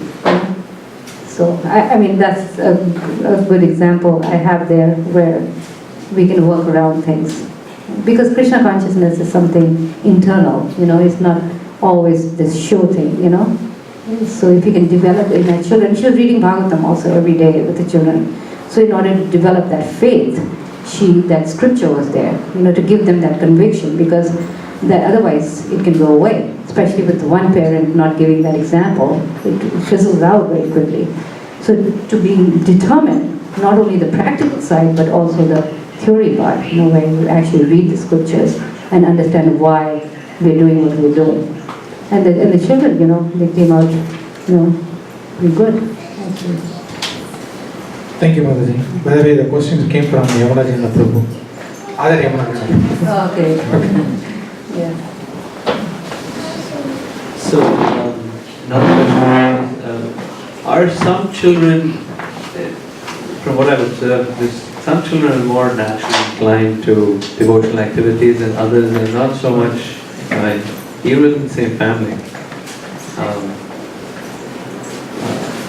And it seemed like when you were raising the children, there's the natural inclination.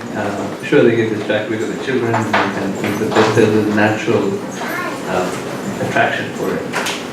So if there isn't that natural attraction, and it seems like it's a lot more effort to drag them to a morning program or to get them interested in the morning program or something like that. There seems to be a need for a balance where a little bit of encouragement and then step back and allow that attraction grow and then encourage and so how to work that is the question. Yes, that's a very real problem, because I'm not a problem, but a real nice variety there, right? Because I didn't have a natural attraction to Krishna, so you did that. How did you still? Yeah. They were so different. Gopal and my older son Radhika were so different, and that's a very good point he's raising. Gopal was very, very playful, whereas Radhika was very serious. Yeah, he was. So I had to, make, so I was trying to make both of them Krishna conscious. So there were different challenges for each one of them. So Gopal, for example, Radhika would have no problem sitting down and doing his work, whatever I gave him, whereas Gopal would get really naughty, and so I had to approach it. Like, for example, if I asked Radhika to write something, he would write, but he wouldn't do it. So I would try to, trick him in different other ways. He loved drama and acting. So I would have him. So I would have him write dramas, plays, because then it's exciting, right? He would write a play for an upcoming festival, and then he'd get to direct it. He could, give roles to his friends. So this was something that he knew there would be something fun out of it. So I made him write in this way, whereas Radhika, I would just ask him to do something and he would do it. So you see, Prabhupada said no matter what varna, what ashram you are, Krishna consciousness can be applicable to anybody, but we just have to approach it in a different way, And as a parent, you know what their inclination is and how to attract them. So sometimes you see children, they're not so much into reading and philosophy, right? But Krishna consciousness it has no material designations. In other words, a child who's not interested in that still can, approach Krishna consciousness in a different way. Like if he likes music, singing, then you can teach him through songs. Prabhupada said these songs by the acharyas, they are living scriptures. Right? There's no difference between Bhagavatam and these songs by these great acharyas. So the child who's musically inclined can approach Krishna consciousness through these songs. You see? We should never think, oh, he's not interested, so I have to just, I give that up. But this child is, no. The soul is naturally attracted to Krishna no matter what, your inclination is.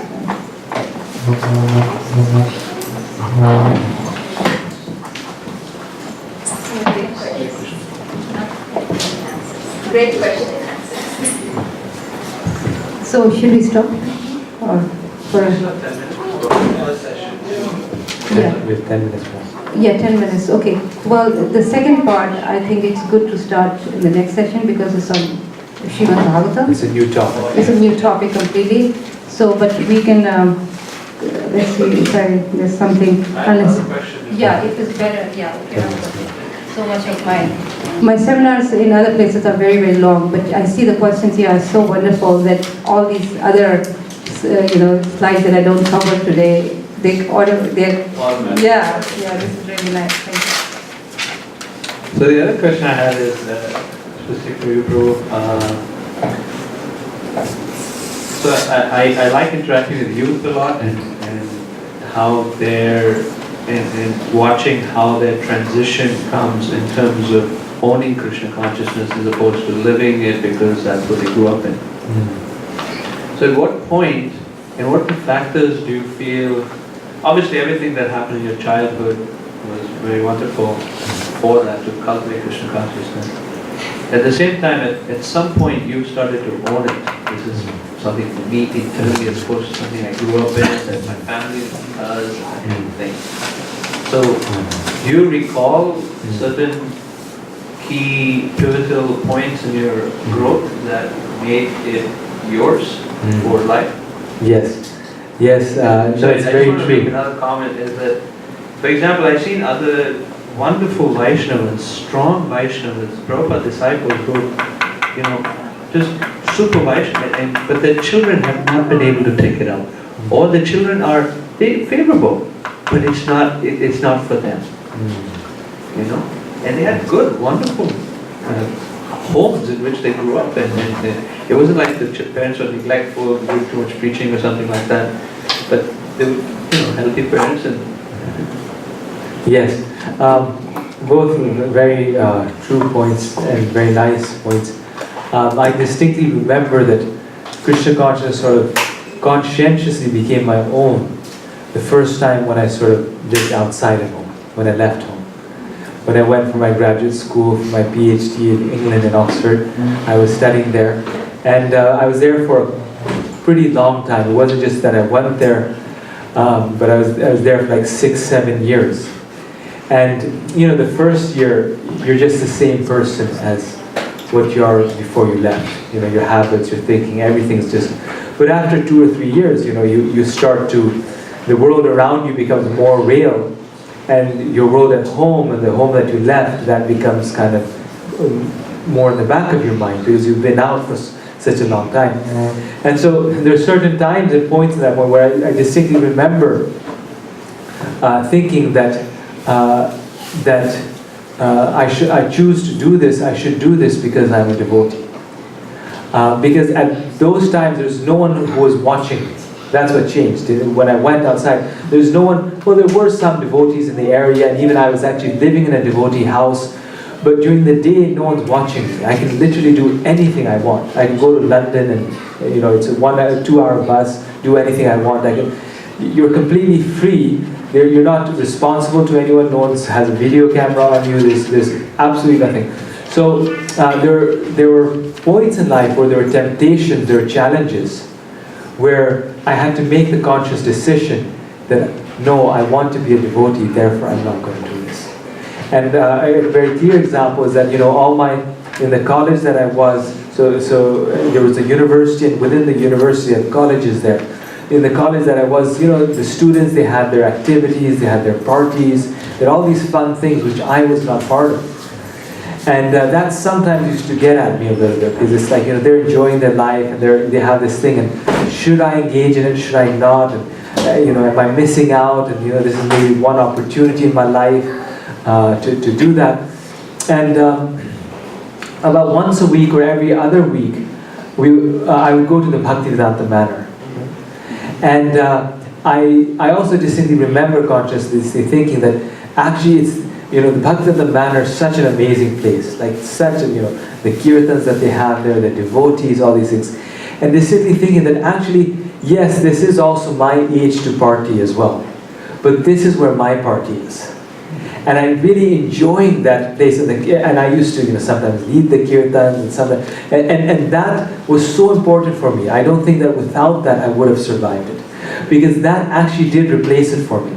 And in front of the Bhaktivedanta Manor, that college, they're just dark, they're damp, they're, sometimes mean people, people were jabbing your back. Like it was just such a colorful place the manner compared to that, that it was actually a sustainable and very tangible and satisfying replacement for the material world. And because I had that higher taste and that association and that place to go, and to have my friends there, to have the party there, my taste for those parties was not there. You know, I was not engaging in it. Because you know, I would just, it was a, yeah, and then there was also once a week, we would go on Harinam in Soho Street. And I remember that was the best, even more than the manor sometimes. Going on Harinam weekly every Saturday night, Soho Street.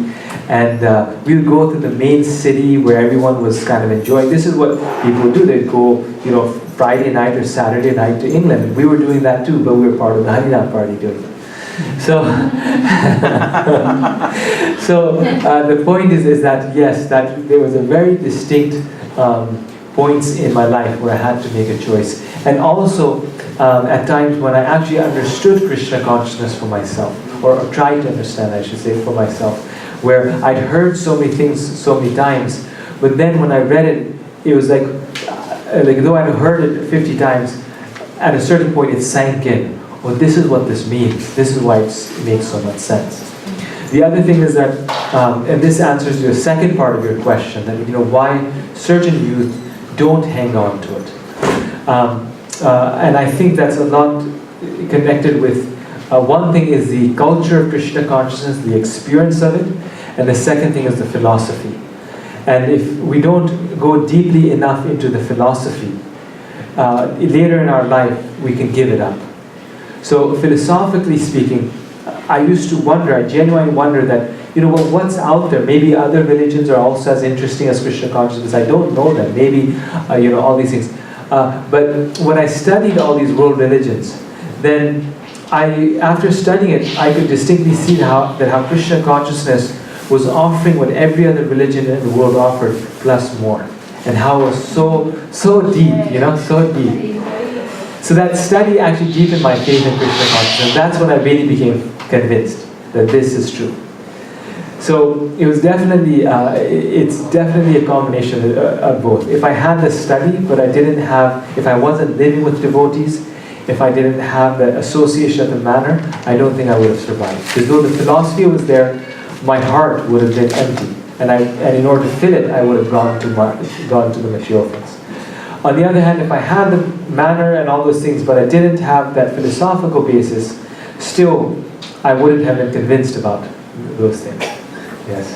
So like one time, you know, this was a very distinct one. I remember there was a lot of pressure on me. I would never go to the college dinners, but certain ones were required. So we had to go to these dinners. So one time I went to one of these dinners, and this is just one example. So many different times it happened in different ways, but there was just a group of young kids just put an immense pressure on me to try some alcohol. Everyone knew I was the one boy in the college who didn't drink. And they're just like, just try it. Well, you don't lose anything, but just taste it, just try it. I still remember the pressure was so intense. I never thought, that I would even think of doing something like this. When you become a devotee, then it's like meat eating, intoxication. Those are principles that they're not even attractive to you. Exactly.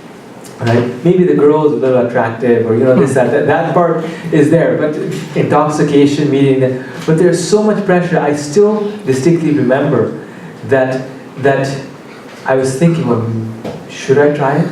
Or how do I get out of this situation? Should I? And then at that point, thinking actually in my mind, I was thinking that, oh, my spiritual master will not be happy with this, so I shouldn't do it. So that was philosophy, right? I didn't have devotee association at that time. I wasn't at the manor at that time. I didn't have devotees around me, but it was a philosophy that, okay, no, my spiritual master will not be happy. And also association. Actually, the point is that the philosophical reason didn't come up. It was a reason that someone will not be happy with me if I do this, right? And that connection with the spiritual master, that somehow I was able to get out of the moment due to that.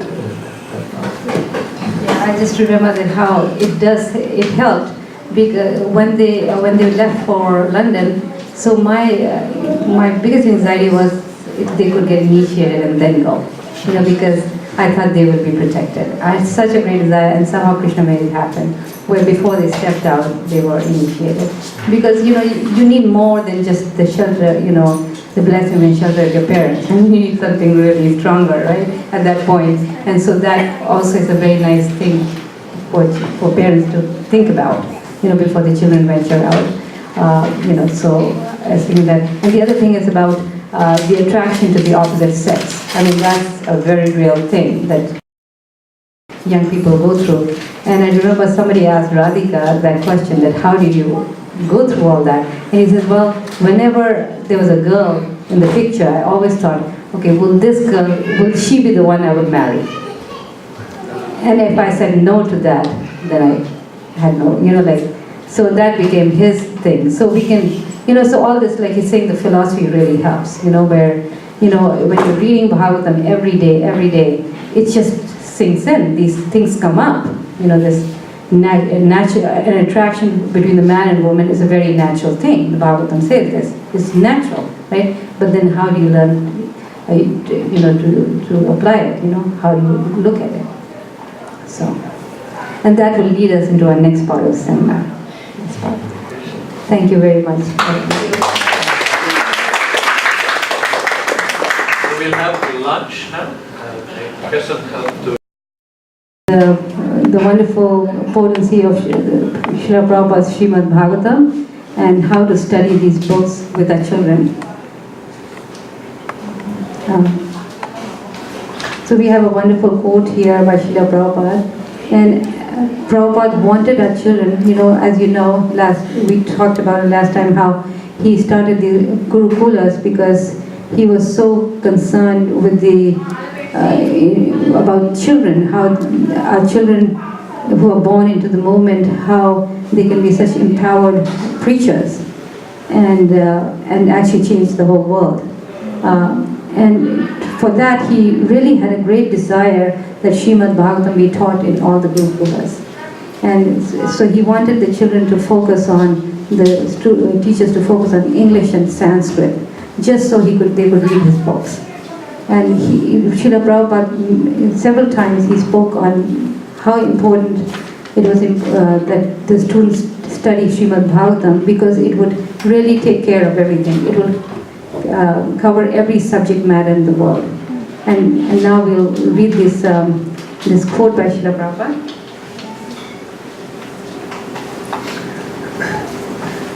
Srila Prabhupada is saying here, our students specifically, they should take care of reading Srimad-Bhagavatam. We have therefore prescribed in our school Dallas, and from the very beginning, if they begin education with Bhagavad Gita and then come to Srimad-Bhagavatam and read the whole literature, then they will be more than MA, PhD. Even astronomy, astrology, politics, sociology, atomic theory, everything is there. Therefore, if we study Srimad-Bhagavatam very carefully, then you get all knowledge completely. Throughout the world, whatever knowledge is there is in the Srimad-Bhagavatam. If one simply reads this Srimad-Bhagavatam, his education is the topmost. If one studies Srimad-Bhagavatam, he is well versed in every subject matter. So we see how the reason why Srimad-Bhagavatam is so wonderful for the children is because the children have a hard time digesting straight philosophy.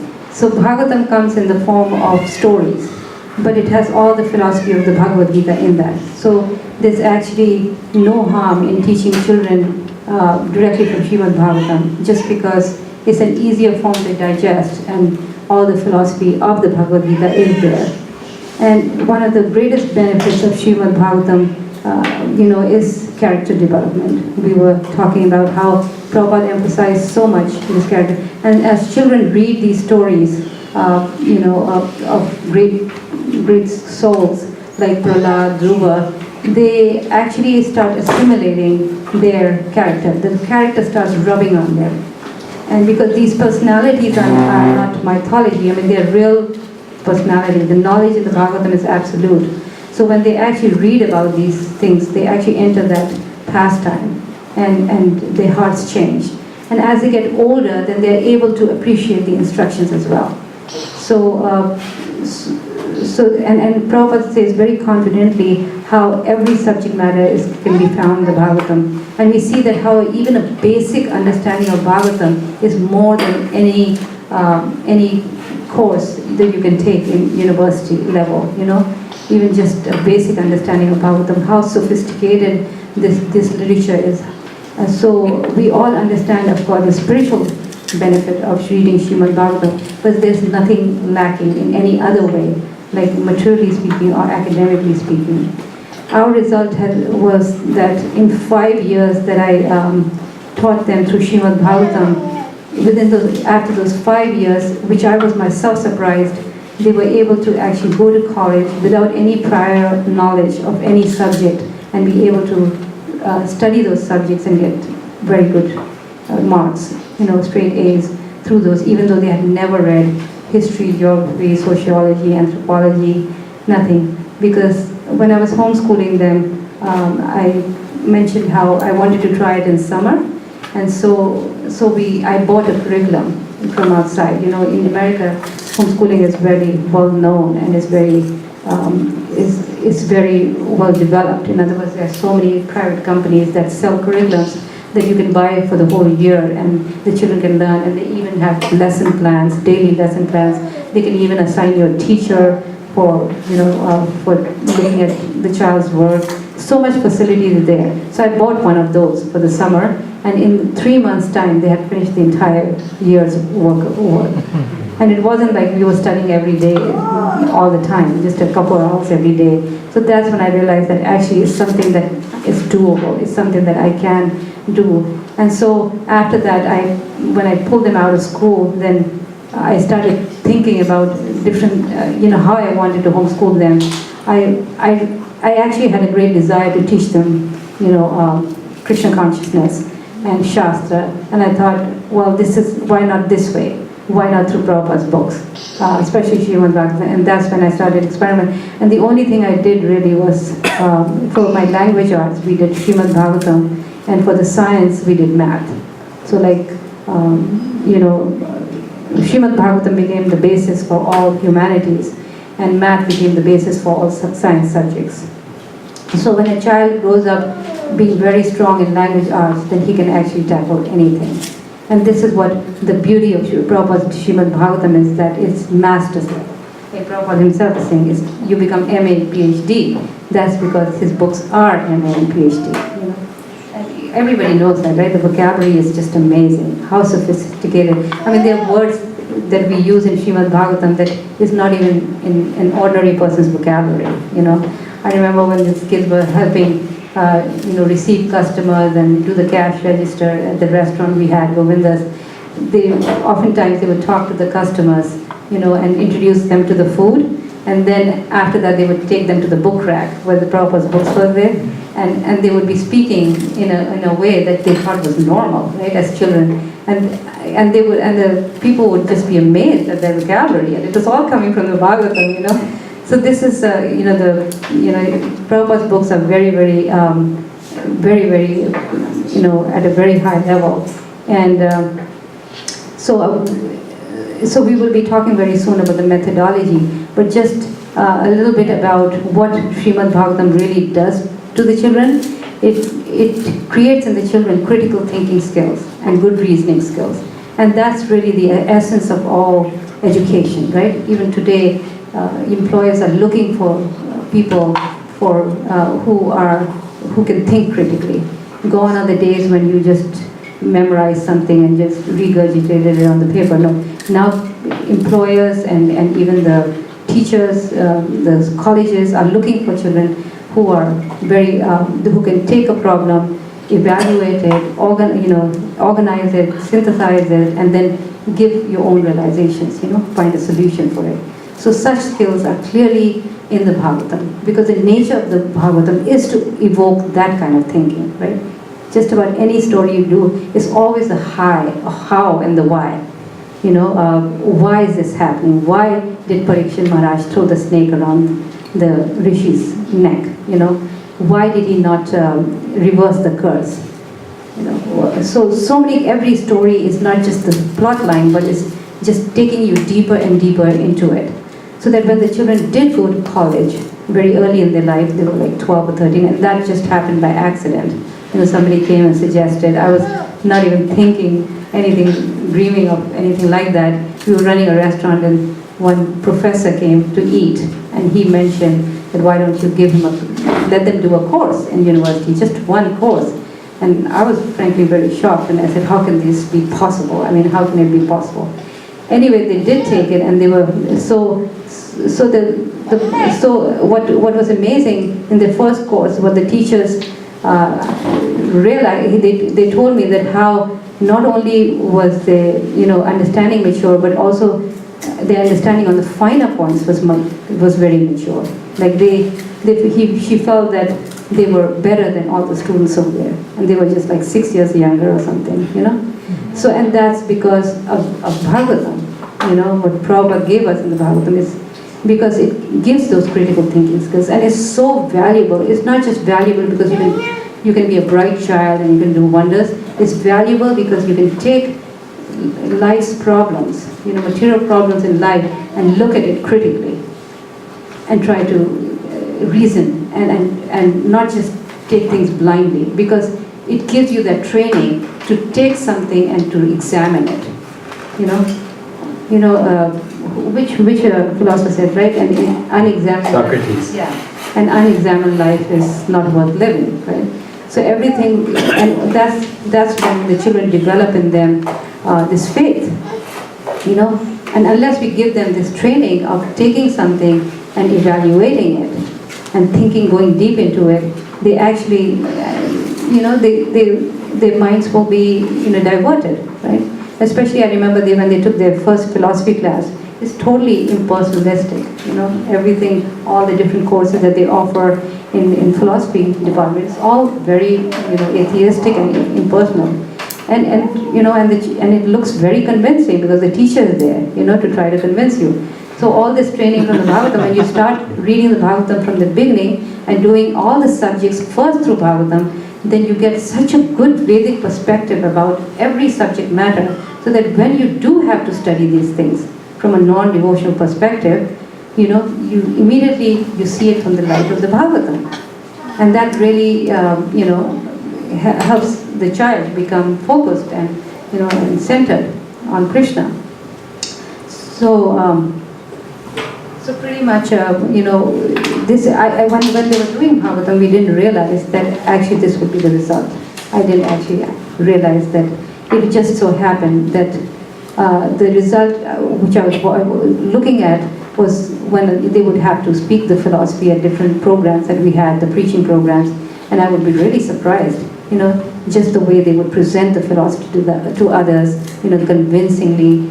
They would be able to take challenges, arguments, and be able to articulate their own, own faith in Krishna consciousness. So all these things, that conviction that we were talking earlier, how that conviction comes when we actually become intellectually, satisfied, when everything starts making sense. Because children at a certain age, they start questioning. The mind is looking for answers. And if we don't give these answers, through the Shastras, then they're going to find it somewhere else. But children have a great capacity to understand. It's really amazing. And we'll take you through those slides where even a small child can grasp so much. So much. Yes.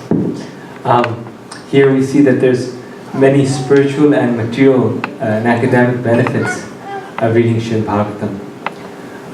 In the first canto of the Srimad-Bhagavatam, Srila Prabhupada, he mentions in one purport, he says that by reading Srimad-Bhagavatam, we can understand every psychological situation in the world.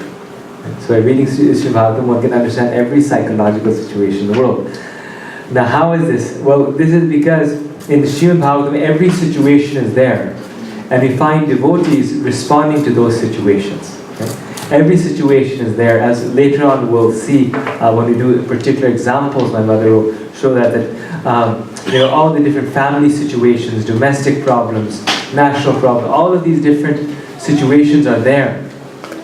And we're learning what those situations are, why those are taking place, and how the devotees are responding to it. So, the Bhagavatam, the first sort of thing that it gives us is that it gives us the best of both worlds. It gives us spiritual knowledge and also material knowledge. Spiritually, these people, these devotees, they become our role models. Right? So we see, oh, Dhruva Maharaj responded to this situation this way, so I should follow his example. Prahlad Maharaj or Narad Muni or Queen Kunti or Draupadi, these personalities, this is how they took an unfortunate situation and made it fortunate. This is the level of, you could say, character and performance that these people exhibited in times of difficulty. So I should also rise up to that level and follow their example. So one gets good role models and one imbibes the character of these personalities by reading them. This is the difference between material literature and spiritual literature. Material literature, we read it and we're intellectually satisfied. When we read spiritual literature, we can actually enter into that literature, right? The people, the personalities in those pastimes, they affect us, they rub off on us. And therefore the Bhagavatam is actually a form of association, right? It's actually we're told to associate with advanced devotees. And in our day-to-day life, in our day-to-day environment, we may not have that association of advanced devotees. So the Bhagavatam is allowing that association, that by reading the Bhagavatam, we can actually associate with these great personalities and take their instructions to heart, right? Learn the instructions. In one place, Srila Prabhupada says that just by hearing the story carefully, studying the story of Dhruva Maharaj, which seems on the surface to be a very, very ordinary story, but actually so deep, he says one will get inspired to become strong in Krishna consciousness, right? Just by reading it. So it gives those spiritual benefits that our role models, rather than materialistic role models like sports stars or things like that, they become spiritual role models. Now, the point is that the Bhagavatam not only does it give these spiritual benefits, but also it gives academic or material benefits. The fact is that we have to read something in order to learn English. So if we read the Bhagavatam, not only do we get the spiritual benefit, but also academically, materially also, we get that benefit. So why not choose a book that will give you both, right? So English-wise, one of the things that throughout one's academic career, it gets stressed is critical thinking skills, right? Take something and critically look at it, analyze it through reason, through argument. And in this way, then this is part of knowledge or education. Now, the Bhagavatam and Prabhupada's books in general are always critically looking at the material world, right? Very carefully, analyzing it. Not just looking at it superficially, but looking at its characteristics, its qualities, the nature of this world as opposed to the spiritual world. So this training is there in the Bhagavatam. And by reading the philosophy, the discussions, the stories, one is thinking about different issues, different problems of life. The difference between matter and spirit, the nature of God, the nature of the soul, the nature of the world. All of these are very deep philosophical issues that for us devotees it's like ordinary, but the outside world isn't thinking about it. Right? Even something as simple as a difference between the body and the soul is something so profound in the discussions. It's like, wow, it's such an interesting idea. People never stop to think about life's questions. And this is what we're doing. Hour after hour when we're reading Bhagavatam, this is what the Bhagavatam is doing, is this asking questions about life and looking at opposing responses, seeing how successful different arguments are, and then giving the highest philosophy, Nigamakalpatoro, Veritam Phalam, right? Where the Bhagavatam sees truth in all philosophies. It pulls in all philosophy, like Prabhupada is saying. It talks about atomism. It talks about chemistry in terms of Sankhya. It talks about the meaning of life, like one of the philosophical questions that people deal with is, what is a good life? Right? How do you define what a good life is? Right? So it's dealing with all of those questions. It's finding truth in them, but then it's presenting the highest truth. It's not saying that they're wrong, but it's saying they're correct, but here is the highest knowledge, the highest truth. So these types of skills are actually the types of skills that the best universities, the best colleges, they're looking for in their students. These are the skills that are actually useful in day-to-day life and society, and that improve our performance on all levels.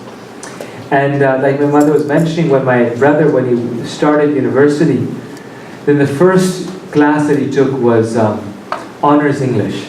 It was honors English second semester class. Because somehow by the time he registered, all the other classes were filled up. So he couldn't get a place in any of the classes. So he registered for those. And in that class, they're reading Shakespeare, they're Hamlet and Plato and Socrates and all these big names in Western and even Eastern literature.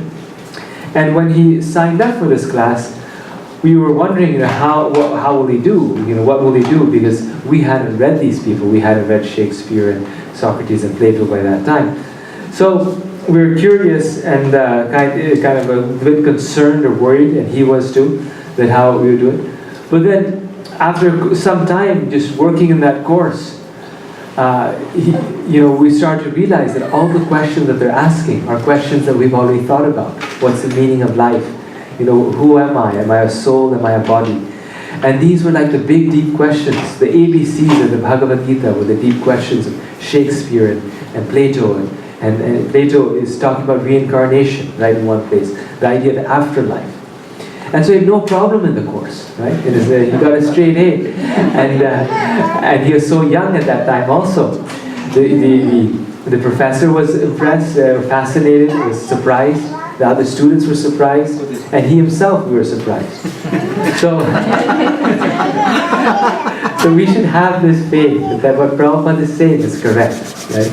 This is not just theoretical, but if a person reads Srimad-Bhagavatam very carefully, they will be more than MA and PhD. Right? Because this is what all the other books are aiming towards. This is actually their goal. And the Bhagavatam is already given that goal. I was thinking how if you want to become a lawyer in the United States, then the degree that they actually prefer you to have is a degree in philosophy to become a lawyer. They prefer students with a degree in philosophy. And that's not because of the philosophical content, but it's because of the method it takes to reach philosophical solutions, So this analytical thinking and reasoning, which is really the lawyer's business, is so is encouraged in order to become a lawyer. And where can you get better training than through Bhagavatam? This is what it's all about. And the other thing that parents also question, that how can you teach somebody entirely through the Bhagavatam? Won't they become just preachers and pujaris in the temple? Are you aiming at that kind of career for them? And the fact of the matter is that Bhagavatam is very practical, because like Gopal was saying earlier, it deals with both the spiritual and material worlds. In other words, it talks about how we can go back to Godhead, about Krishna and his incarnations, but it also talks about the nature of the material world and how to deal with it, while preparing to go back to Godhead. Very, very practical book. And you see that in every story, is dealing with, this. Again and again, you hear about the nature of this spiritual material world. In fact, a devotee knows more about the nature of this material world than people out there, right? And one can, without experiencing the heaviness of that, one can actually just become realized just by hearing about these, through these great saints. And the other thing was how, the other question that people have is that, isn't it, why are you brainwashing them with all these things, Isn't learning from these scriptures, isn't it like dogmatic, it's telling you what to do and you just do it blindly. But this is far from true, because you see how Arjuna in the Bhagavad Gita is questioning Krishna. Krishna is saying, he's not saying you do this, and now be silent. Now keep quiet. No. He's questioning. Krishna is saying something and Arjuna is questioning again and again. Right? In the Gita, he asks the same question 3 times in 3 different chapters. Arjuna. And Arjuna is asking Krishna, so what do you want me to do? Your statements are very equivocal. You say something, you say take sannyas, but then you're saying to act. So, and you're saying you use your intelligence, but then you're saying you act. So what is it? What do you want me to do? Right? So we worship the Lord. We worship Krishna through these books. Because they're so. If it was satisfying for Arjuna, it's definitely going to be satisfying for us. So that's another thing. It actually makes you more critical of the world around us. And we can place everything in context. The children may have a very sheltered life as devotees. The fact that they don't go out and do things like other children.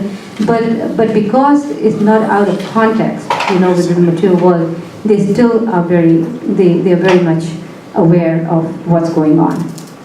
You may not be, experiencing so many of these things, but just because you put it in the context of the Shastra, where you hear again and again, stories of people, stories of what, for example, we're going to be talking about Dhruv Maharaj, the envy and the jealousy that he experiencing. It's all real world, and then you see the story of Hiranyakashipu and Prahlad, right? Hiranyakashipu is the best terrorist, right? So you are hearing. I remember reading that story with a group of children, and they were all different ages, and we were going through this 4th chapter, King of the Demons, and hearing about Hiranyakashipu's treatment of how he ruthlessly was killing, brahmanas, cows, setting fire, and just like ruthless, absolutely. And we had such a deep discussion about today's, what's happening today, about cow slaughter, and then he was also killing all the fruits and the flowers, like he would plant, destroy them, on trees. He would destroy the fruits and the flowers, just really demoniac.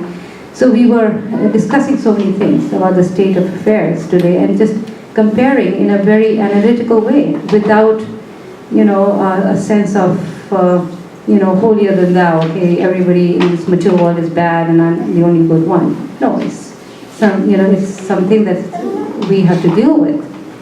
But then we deal with it in a compassionate way. Because as you read the Prahlad story, you hear about the compassion of Prahlad towards his own father who was trying to kill him, the extreme humility and compassion, and then you hear about the compassion of the Lord himself. So everything is put in such a wonderful perspective where you learn about the horrible nature of this world, but at the same time you develop a great, compassion and maturity about how to deal with it. So,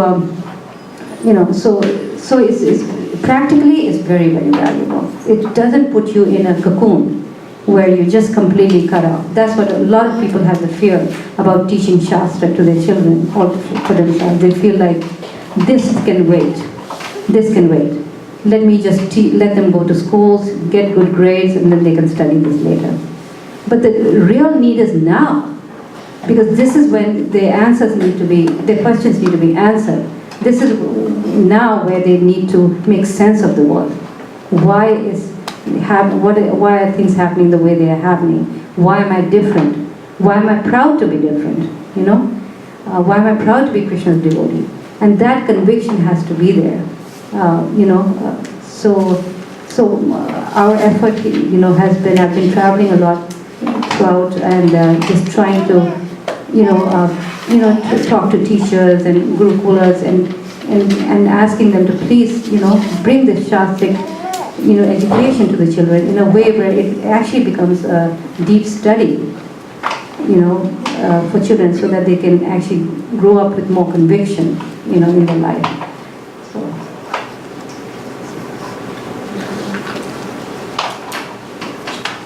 So we'll cover the methodology of teaching Srimad-Bhagavatam.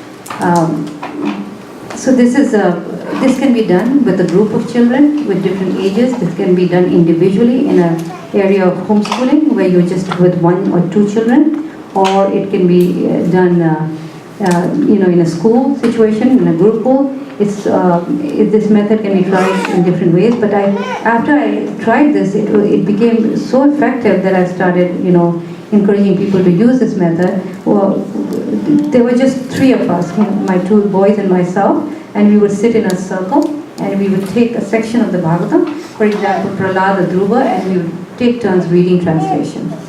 And only translation, because the children had no, they have no patience going through a long pulpit.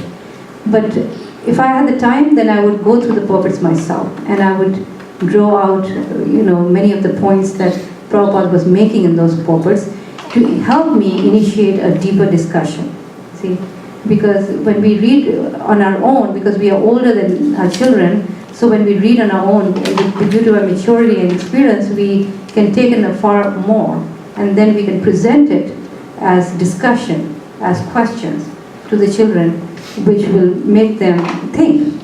And sometimes the discussion used to be so inspiring, exciting, that we would sometimes go on for a couple of hours or 3 hours just discussing these topics. We wouldn't even know where the time went. And when I started teaching the Bhagavatam, I was reading it for the first time as well, along with the children, because I actually had no time, and I was also a new devotee. So, but it's always, because we are older as parents, we always would come out with, knowing more. We always would be able to share with our children where it's going to be completely satisfying. So, for example, with little children, I did one time in Boise, and on Hiranyakashipu, and in chapter 4, where he was talking, Bhagavatam was talking about how he had controlled all the different elements like rain, water, fire, and he had conquered the 3 worlds, and we were talking about that.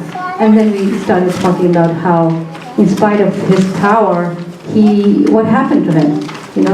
Nature controlled him, right? And then we talked about blizzards and all these hurricanes that come. I mean, we're helpless, right? Krishna has to. So really, science cannot control nature. Nature is more powerful. Krishna is more powerful. And even though he was so powerful, but he couldn't even control his anger, right? And how anger, and he was ready to kill his son. So we were talking simple things like that, And then I remember we were talking about real love, how Hiranyakashipu held Prahlad on his lap at one time when he came back from school, and he was feeling so much affection. Tears were coming out from his eyes, and they were falling on Prahlad's head. I mean, he was feeling so much affection for his son. And this was a little confusing. Then here's this demon trying to kill Prahlad, and he's crying out of affection. So what is that affection? What is that love? Is it real love? And what is real love? So we talked about that, how real love is something that, that Krishna shows, how he loves us is really real love, because there's no selfish motive. And how we can also have that real love for each other, as long as we put Krishna there in the center. So we talked about just simple things like that. And with older children, you can go deeper and deeper, and that's what we're going to talk about pretty soon, about how, see how you're taking something and you're actually using it and getting deeper into it, where the child is thinking. And as his capacity for thinking increases, it's amazing how much they can go deep. You think, and it actually expands. More and more you do Bhagavatam, you can see the capacity for reasoning and critical thinking goes very, very deep. So now we take turns reading the translation, and then of course the discussion part. Like I said, the discussion part is so valuable. In fact, I can say quite honestly that the success of whatever Krishna gave us in homeschooling was due to this discussion that we used. As you know, the whole Bhagavatam was based on discussion, right, between the sages and Sutta Goswami in Naimisharanya. So what the discussion does, it sharpens the intellect. It sharpens the intellect. It creates all these reasoning and logic skills, and so the child develops great intelligence just by exercising that intelligence in that way. And it becomes interesting for them, and especially when they're taking turns reading. Also, the trick is to make them read, because then the children love reading. You know, I have a group over the phone, and they are older children, and I give them turns to read. I call out their name, and then he or she reads the verse. And sometimes I miss their name, somebody's name, and they'll start complaining. Mother, you missed my name. That's how attached they get to reading. And it traps their mind. Like the mind can get really distracted, especially with children. Because their turn for reading is coming, they'll stay focused. So it's kind of a trick, you know, to get their attention. And you'll see that. Small children, big children, they just get so attached to their turn. It's like a big thing for them. I can vouch for that. Dasa is going through that. Yeah. And then she'll be alert, and she's already coming with sentence or two to say about the verse or the discussions. So Yes. Yeah, I do a class for this temple, Yes. this yatra also. So yeah, and they're so small. They're like 7 years old or something. But and when I question them and we start discussing, they come out with very nice answers, very deep answers. So the key thing is to trap their attention. And I remember there was one Mataji who was saying, I can't do it. My child is just 5 and I just can't. So I happened to visit her one time and I sat with her 45 minutes and the child didn't move. Just that process of reading, you know, of hearing, reading. And of course for a smaller child, we're going to be talking in the next slide, you know, they cannot read. So how do you keep their attention, you know? So we'll talk about that now very soon. And then reflection,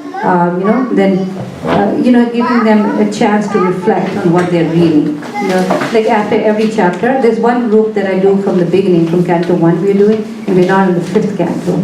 So, and you see how these children have developed. It's just amazing, because after every chapter we do a realizations class. Like they can speak about what they think of, what are some of the things that they really liked and they want, and that made an impact on them and changed their hearts or whatever. And they come with such amazing, deep things. We've been reading, and you know, so many of them told me their favorite was Puranjan's story. Yeah. You know, see, this is how deep they go. I myself was a little surprised actually. And they were giving me read the Puranjan story, which is a very, you know, it's an allegory. It's not even a direct story. And it's so deep and pretty, at times quite heavy, you know.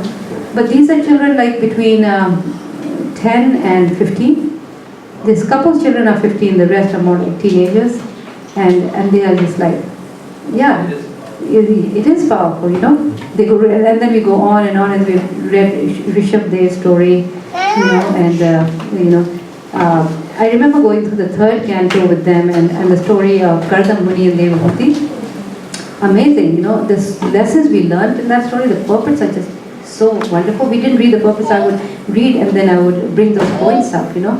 These are young people, some of them turning 14, 15, you know, so they're very much aware of, you know, future, you know, getting marriage and all these things, very now alert to all these things. So we were talking about how to lead a good grahastha life and the roles of man and women, and they were really like into it, like they understood. Yes, it was amazing. And then you contrast it, you know, and in Kardam Muni and the Deity, such ideal examples of grahastha couple, you know, just so wonderful, because we hear about how Kardam Muni, he's a sage. So you think that he has nothing to do with this world, you know, he's in his own thing and he's really not in grahastha life. But you see, he is an ideal grahastha, you know. And when it was time for him to go away, he didn't just go away. He made sure that all the faithfulness of his wife and the service she had done was that he was able to return back all that obligation and that gratefulness that he had in his heart, where he made sure that she went back to Godhead. The compassion that you see in Kardam Muni's character was just amazing. You know, how one can be an ideal husband, you know, do their duties, but at the same time, how important it was to spiritually, you know, take your family back to Godhead, you know, basically, you know. It is such a nice example for them. And then when you contrast it with, Prahlad's depiction of Grahastha life, you know, how Grahastha life is a well full of snakes and all that. So it gets a little bewildering, like, you know, how do you handle that? You know, how do you teach that to children? But it's so wonderful because you see that side of what a Brahmedi life is like, but then you read the Kardam Muni story and you see the positive aspect of Grihast life. It's not, so Bhagavatam is putting everything in perspective. It's showing that, yes, if you don't follow the instructions of the Shastra, the injunctions of Shastras, it is going to be like that, no doubt about it. But then if you do, then you can have a very happy married life, as in the case of Kardam Muni, and then in the case of, Prithu Maharaj, and, Archie, and so many examples of this positive life, and then you have examples of what it means when you don't follow those principles, So very, very practical, very, very deep, and children who are raised on this Bhagavatam, obviously they're going to make wonderful householders, So that would come under reflection, how you can bring those things, and they are not difficult. As soon as you read the purpose, you get a grasp. The point is to, read a few purpose and actually see, and you can make points on the side, what you want to discuss. You may forget, so you can put, note down some points that you would think. And you know your child, or you're a teacher, you know your children, so you know what level they're at, and how far you can go, you see, and how far you can do it. But the level goes deeper and deeper as you do it. So that's why I said, like how Bhagavatam is, through Bhagavatam you can understand every psychological situation in the world. I mean, that's why when my children went to college and they were dealing with students who were 6 years older, they were able to relate with them, you see, because the Bhagavatam puts you on that level of maturity. Whereas a devotee child is also very innocent. It's both, isn't it? You can be very mature, but you're also very innocent because you haven't, experienced that harshness of material life. So it's a wonderful combination, and that type of emotional maturity that child gets to Bhagavatam is not bad for him. It's not negative. It's actually because people say that why do you want to do all this? Why do you want to give them so fast? Why don't they remain children? They are very much children, But this kind of understanding will put them in a position where they're going to be, they're actually going to enjoy,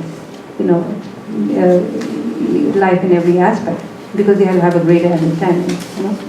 I remember one child who had an anger issue, real anger issue. Like he would get so angry, but just something would anger him. Otherwise, he was a very quiet, nice child, but he had this anger issue, and I was trying to, his parents were trying to work with him, and how through the years of reading Bhagavatam, it just went away.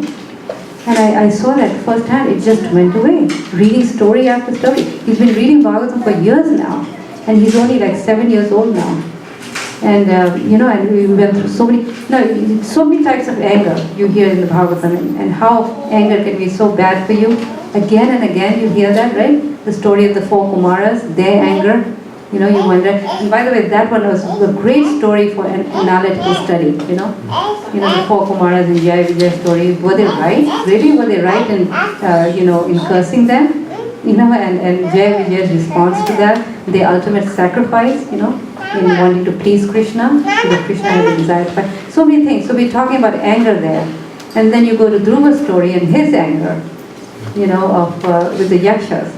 So many stories like that, dealing with just anger, frustration in life, and what is right and what is not right, and so many things. So children, they work through their problems, through the Bhagavatam. They work through their problems. The other thing is that the stories are so engaging, and not just stories, but the content of the Bhagavatam itself is so engaging that you just want to read more and more.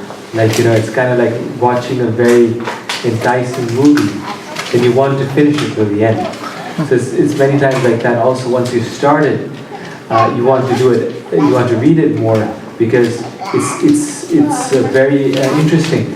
Because see, most stories that we read, like Hardy Boys and all these different types of novels that are Sherlock Holmes or something, they're very interesting, but they're not sort of reflecting the qualities of this world, right? They're not actually reflecting the real world, the real life that people are going through. But the Bhagavatam, although it's otherworldly, it's also very realistic. It's very this worldly. So it's just very engaging. Something about the Bhagavatam is that because of its spiritual potency, a person doesn't have to be intellectually inclined in order to really like it, or doesn't have to be, a peaceful child. They just have to start reading it, and then it does something to your mind and to your heart. It's very special. Then it's hard for the discipline to come back and keep on reading it like we've experienced in our, probably day-to-day life. It's getting the discipline to do it is hard. Getting started on it might be hard. But once you start, then it's very easy to continue on. This is the children of the Bajasate. So there's a group in London called the Baby Bhagavatam group, and they came out of the inspiration, of teaching Bhagavatam to even the toddlers, 3-year-olds, 4-year-olds, and they meet once a week, and they started from the first canto, first chapter. So every week they do one chapter, and they make it so creative, so wonderful. We have a little recording for 2 minutes long, and I'd like you to hear that.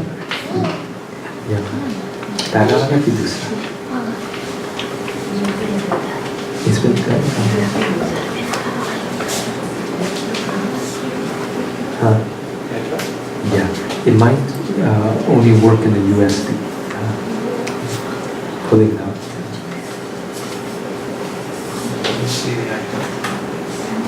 Yeah. If we just open the folder.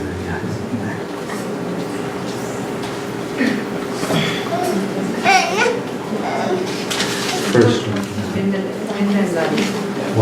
This one? No.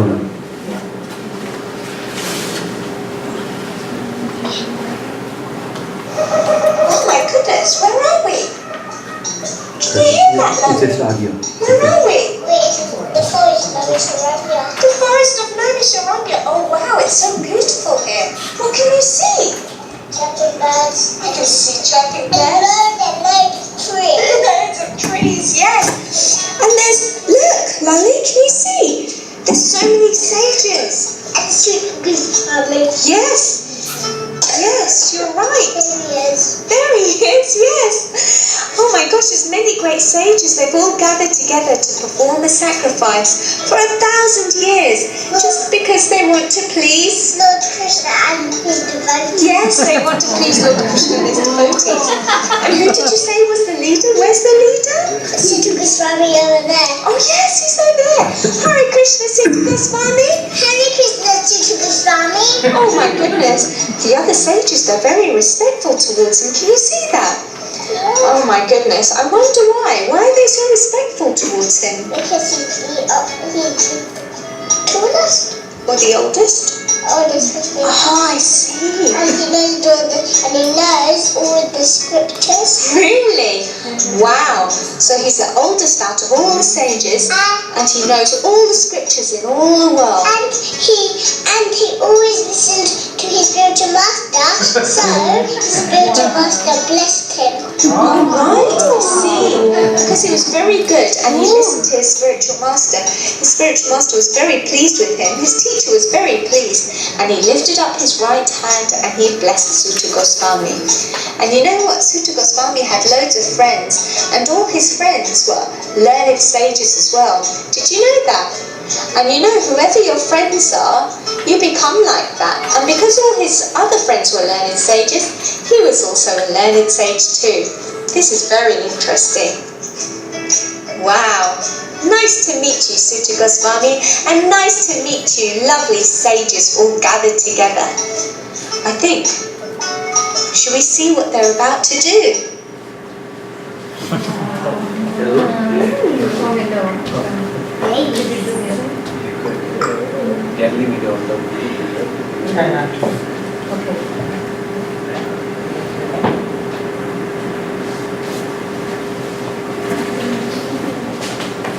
So this is an example of a creative way to teach a small child Bhagavatam, and so we can make it.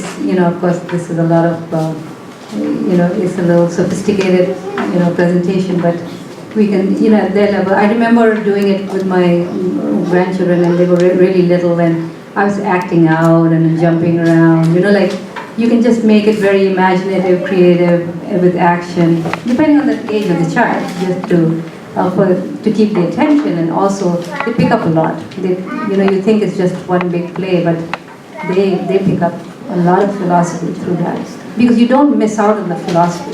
That's the way we do it, is that even though it becomes a lot of fun and play, but the philosophy is always there, so they're understanding. It's not just the plot.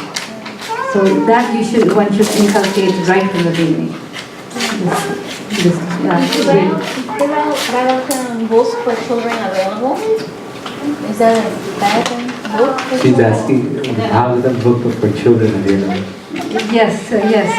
Radhika has some books. Prabhu's wife. Yeah. This one? Is that for children? Yeah, she's compiled these, these are Srimad-Bhagavatam, so each canto, each volume has like activities, and so it's very relatable for children. Oh, okay. So mostly at this level, we are showing them pictures, and then you can speak so much story just with the pictures, and you can repeat it again and again. These children will never get tired. And then you point out different things like a peacock feather, Krishna's flute. You're attracting their hearts towards Krishna. It's very, very powerful. Then of course, as they get older, it becomes more, deeper. Even a 4 and 5-year-old, mostly they cannot read. So what I do is, what they say, I read it for them. I read the translations, and then I explain to them. Like, just always directly out of Prabhupada's books. It's a different, if you want to do it through a children's book, that's different. But here my focus is to how to use Prabhupada's books directly, because they're very potent and powerful. And immediately there's an effect, We were talking about vocabulary and all that, So they improve in that because of the potency of these books, right? So then I explain to them what it means, and I make it very, creative and vivid, like that. So in order to keep their attention again and again. But it's amazing how much they take in. That's the part I want to tell you. I know a child who, actually he's my grandson, and I was doing it over, with him for temporarily when I visited them, and we were doing this story of Dhruva Maharaj that we will be talking later, and that part where Dhruva is ready to go back to Godhead, and the airplane comes to take him, and there's a beautiful description of the airplane and how beautiful it is, the jewels and everything, and then the two people sitting in the airplane, Nanda and Sunanda, the associates of Lord Vishnu, they're sitting and they come down and they ask Prahlad to come and sit in the plane. And after reading that, hearing that from me, then he started saying, "Oh, but Daddy, I want to go back to Godhead right now. I want to go to this spiritual world in that plane." And I thought, okay, it's a child. And I said, okay, you can go. He said, no, but I want to go now. I want to go now. And then I said, okay, are you sure you want to go now? Because if you go now, you'll have to leave your parents behind. You'll have to leave Mommy and Papa here. And then he started thinking, he says, okay, I'm going to wait because I don't want to make the same mistake as Ajamal did. Wow. And the Ajamal story I read with him several months ago. See how he took, and he was like 5 years old, max, and he took two stories and he put it together. And I've repeatedly seen that with children, not just my grandson. Again and again they do that wonderful thing, because I do these classes over the phone, and I get these children, when I ask them, can you remember, how they come out with these comparisons. It's amazing how the children will grasp these things. You think they are just not really taking it, but they're hearing, they're listening. And the reason why he's comparing it, if all of you know the story of Ajamal, right? Ajamal in the end, he was regretting his misbehavior because he had neglected his old parents because of his fall down from a prostitute. Due to his fall down, he has left his chaste wife and his parents and gone away with this prostitute and became really fallen with her. They had 9 children, and then later on, as he came to his senses, he realized, when the Vishnu Dutas came and saved him from the Yamadutas, then he realized that his mistake. So he brought that in, and so, how powerful it is. And then, so it's teaching that child the quality of gratefulness, right? When he talks about his parents, of not, leaving them behind, the child has learned this quality of gratefulness to his parents and how to take care of them. Now you try doing that when you sit face to face and tell the child, you should learn to respect me. And even I remember going to school in India, I went to a convent, and the first class we used to have was a moral science class, where we had this book and we just didn't want to hear it, we didn't like it. It was all these rules, honor their father and mother, love your neighbor, and all these things. And no child wants to hear of this. But you try to teach them these qualities to the Bhagavatam, they become real to them. Because they're learning through a story, through Dhruva Maharaj. And these are, powerful personalities, these are real things. So all the qualities that we are hoping our children will inculcate in their life, which is really a formula for happiness. We love our children so much, and we want them to be happy. But this is the formula. When they develop these qualities of compassion and love and gratefulness, obviously they're going to be happy. So Bhagavatam helps them in this way.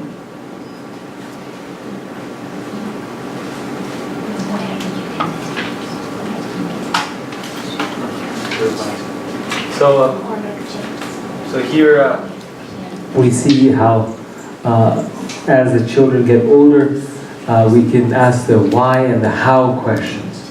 The why is this? How is this taking place? So they've been kind of more looking at things more critically, analyzing, why various situations are taking place. And a simple example of this is in the story of Dhruva Maharaj. And this is what this is meant here for, to demonstrate to you an actual example. This is at the end. These are the questions that we ask. But the story of Dhruva Maharaj seems to be a very simple story. It's a child who wants a pole star, very simple. But actually when you read it through the Bhagavatam, it's so deep and so we often miss those parts that are there. So just to summarize for those of us who may not be acquainted with that story, Dhruva Maharaj's story starts out where Dhruva Maharaj and his stepbrother Uttama are playing in their father's quarters, in their father's room. And they're doing playing different things. And at a certain point they get tired. And Dhruva's stepbrother, Uttama, he climbs up onto the lap of his father. His father is this great emperor, King Uttanapad. And these are two little boys, 5 years old each, playing. And to just climb up on their father's lap is a big deal, so he kind of helps him up, and Uttama sits on the lap of his father. Then Dhruva, being just like Uttam, he then also wants to get on the lap of his father. So he struggles and is kind of pulling his father's dhoti, trying to get on his lap. But his father does not give him any impetus, any inspiration to sit on his lap. So Uttanapad, he had two wives, Suniti and Surichi. And Surichi was Dhruva's stepmother, and she was in the room at that time. And Surichi was Uttanapad's favorite queen. And Uttama was her son, and Surichi is the mother, and she's the favorite queen. So in order to show his wife, Surichi favor, he didn't help Dhruva up. He didn't sort of give him that same lift as he gave to Uttama. Now Surichi noticed this, and he noticed how the king was being more kind to her own son than her stepson. And so taking advantage of the situation, she spoke some very cruel words to Dhruva in front of the king and Dhruva. she told Dhruva, she said that you are born from the womb of an unfortunate woman. And if you at all want to sit, and actually for you to sit on the lap of your father will not be possible in this life. If you at all want to sit on the lap of your father, then you must first die, and first perform great austerities, perform great penances and austerities, then you must die, and then take birth in my womb. Then once you take birth in my womb, then in your next life, you can sit on the lap of the father. So these were very cruel words that she said to Dhruva. Dhruva is a young Kshatriya boy, a prince, and they were also very painful because they were said in front of his father, yet his father did not protest, nor did he say anything. He remained silent also. So Dhruva, his eyes burning, his eyes full of tears, he walks out of the room.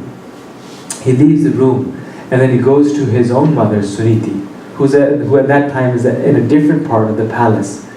And when he arrives to Suniti, then Suniti sees Dhruva completely, his face covered with tears and crying. And she asks him, what happened? Why are you crying? Why are you crying? And Dhruva is unable to speak at that time, so the attendants in the palace, they explained to Suniti everything that took place and the harsh words that Surichi had said to him. So Suniti also, when she starts hearing this, she starts crying.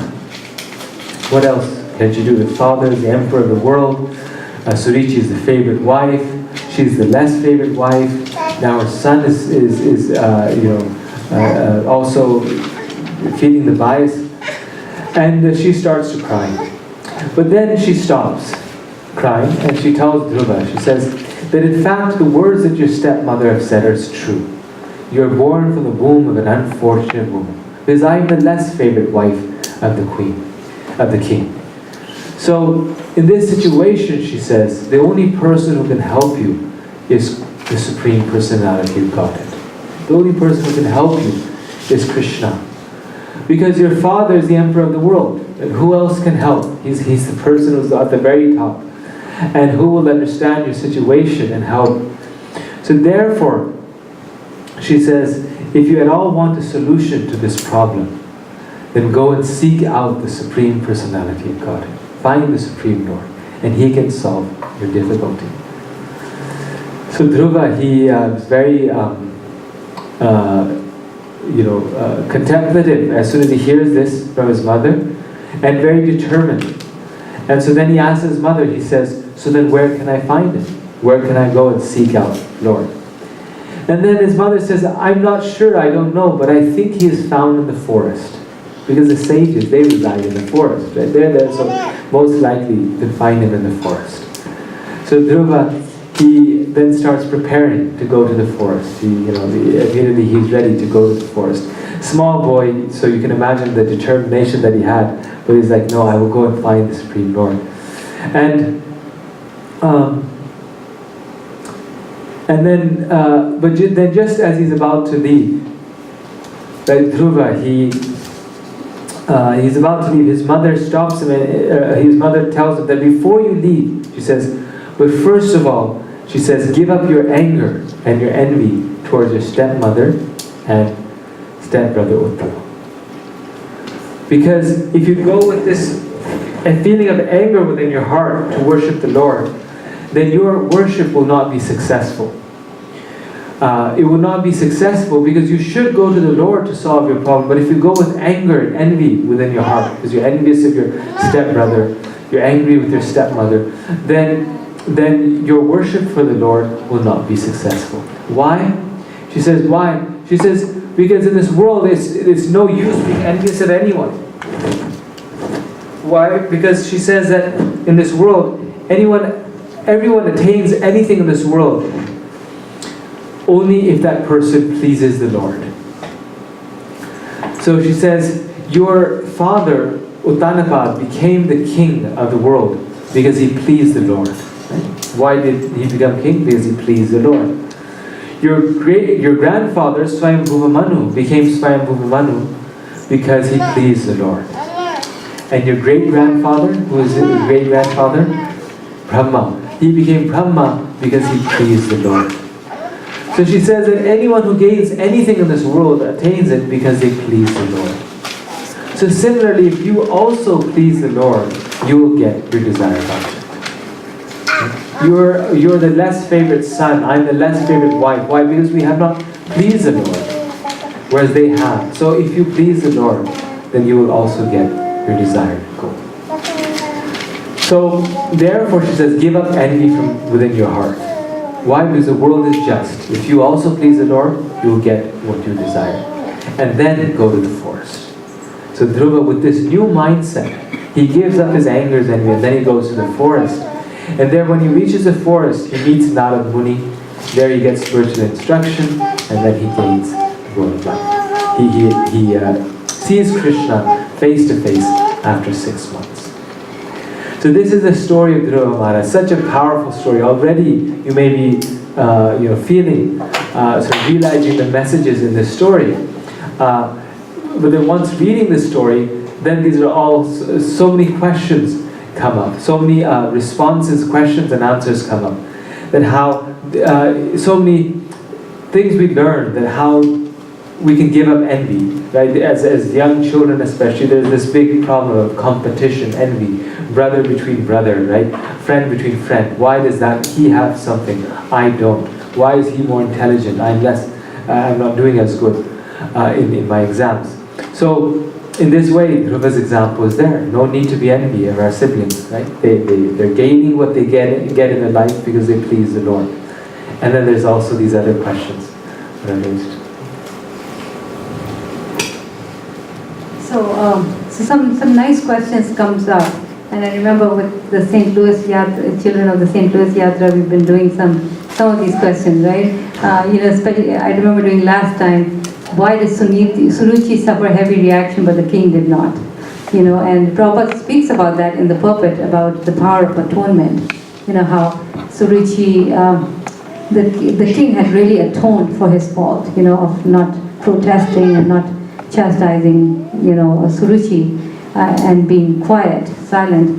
He knew his fault, because as a king he needed to follow religious principles, especially for a king. And he had, he had not done that. But then after Dhruva left, he was lamenting day and night. He actually left his kingly position. He left his kingship, and he just meditated on Dhruva and felt so bad. So we talked about that, about the power of saying sorry, how we should say sorry, and how we shouldn't just walk away saying sorry like that and just walk away, but rather we actually understand what we've done, the kind of offense we've done to another person, and actually to get in his shoes and feel the wrong we've done, and how to atone for it. In other words, besides saying sorry, maybe do a little service, serve him, and genuinely trying to do that. And this is a very powerful lesson, we get in this. And how Suruchi didn't do all that. So in contrast, she got a heavy reaction, her offense was, she died in a forest fire, and so did Uttama. So different things, and that's see how you can relate it to their practical life. Make it very, very practical. Bring it down to their experience in life.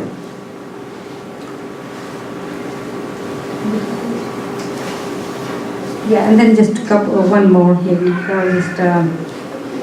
Mere lamentation is useless, So, in other words, when we feel bad, about something that's happened in our life, and we, feel bad, really bad, but then Dhruva just didn't feel sorry for himself, or the mother didn't feel sorry, but actually they actually took a very unfortunate situation and made it a very fortunate one. How then children learn that how no matter what happens, how things can go wrong, but how everything we should see as Krishna's plan for us. How we can take that situation, which is a negative situation, and make it into something wonderful and positive. So this is a very practical thing that they can learn. And of course the last one is, even though Sunichi was neglected by her husband, she was not the object of pity, but rather glorified as a great Vaishnava, So that's another thing, how the material world is, you either become the victim or you become the perpetrator. One of the things. This is the nature of material life. You have to be in that situation. either somebody is doing something to you or you're doing something to somebody, right? So how to avoid those situations, and how, when a person does have to face all these things, how to deal with it, how to react to that. How the example of Suniti, how she became so glorified just through that. Anyway, these are very deep questions, and this can be discussed with some older children, but I'm just giving you an example of how different levels, different things, depending on their way they can grasp, and then so.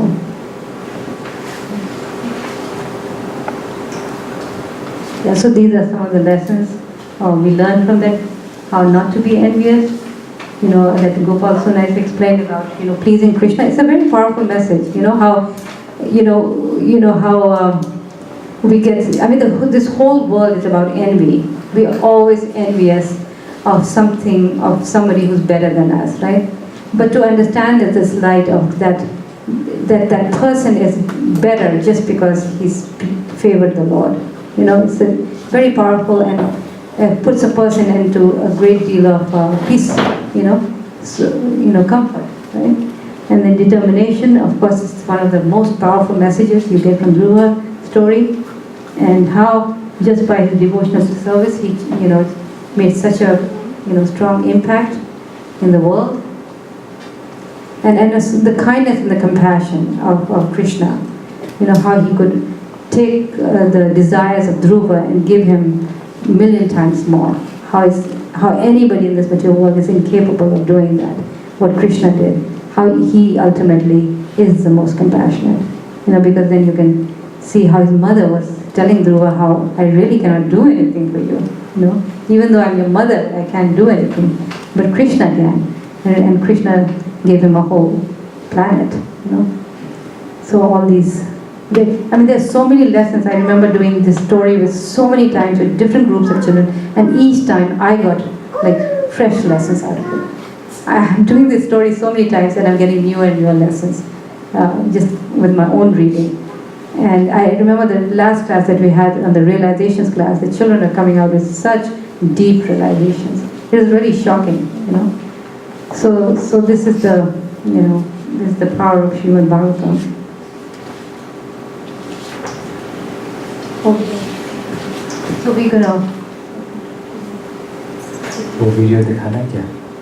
तो मजा आएगा. No, I think there's not enough time now because we have to cover the last section. So it's okay. Let's see the word. It's okay. ठीक है. Oh.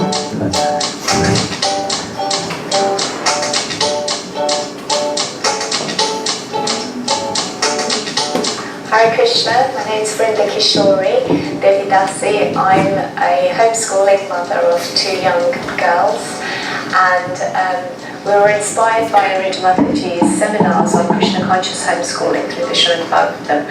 So we've decided to take the plunge and homeschool, and we've been homeschooling for about 1.5 years now. The results so far are quite incredible that I'd like to share with you. So firstly, in terms of our Krishna consciousness, it's really feel quite settled and happy in our Krishna consciousness.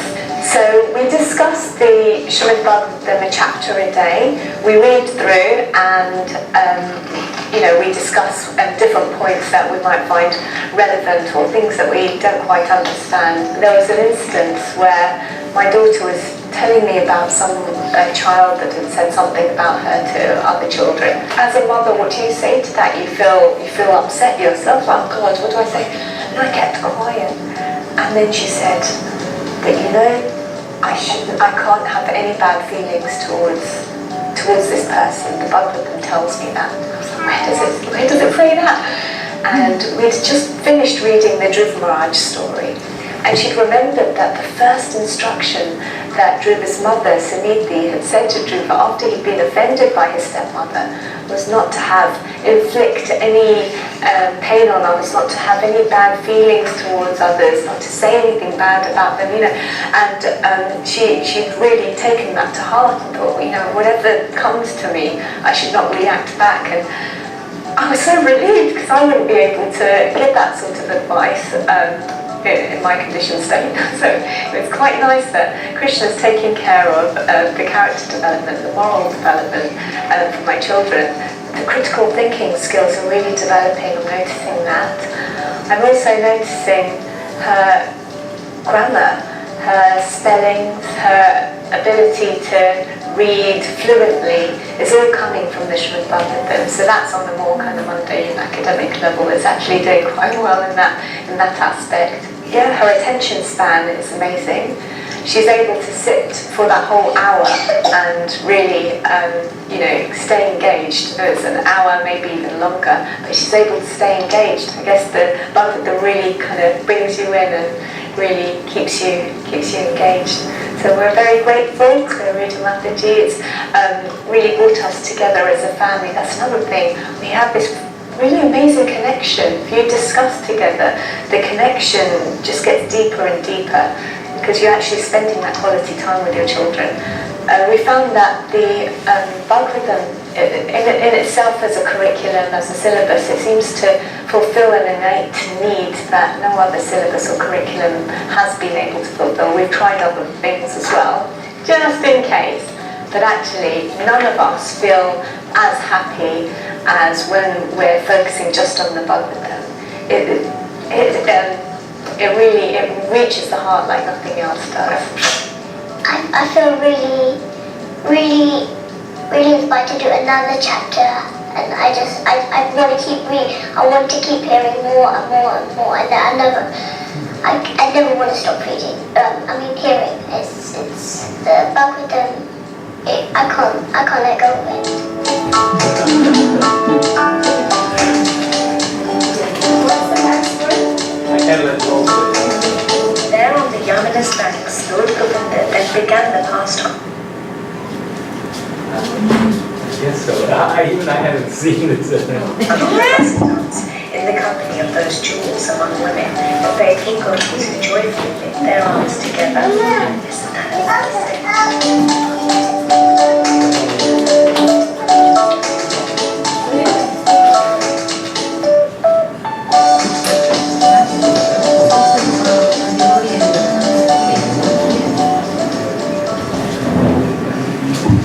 Okay, that ends our second section, part of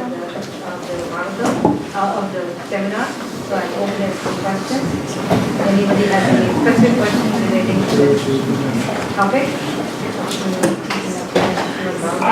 Our third section, we'll keep it very, very short, so we can finish it first. Oh, yeah. So if anybody has any questions regarding this section, please feel free to ask now.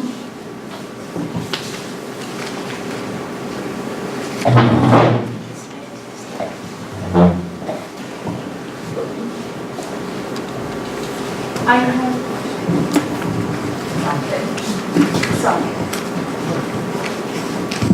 So I have two teenagers, and I was wondering if you have any program. They really don't know much about Bhagavatam and all. They're born and brought up here. Good kids, study hard and all, competitions and all, but I really want them to get into this now. They're 13 and 15. How do I introduce this to them, and are there any programs for teenagers?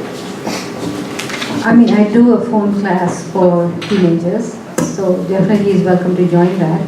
I'm traveling for July, and so we start in August. You will write to me and I can do that in this way, get them started, But there's other things you can do in this, connection with the temple, to, evoke their Krishna consciousness, is to have them join in different programs here, like dramas, and have them volunteer some service here during festivals. Like get them more involved with other peers and devotees. If you can also physically, while you're here, just try to get him more engaged. That's really nice. Okay, and then, or like I mentioned earlier, you can take them to the Holy Dham and give them a full experience over there. Yes.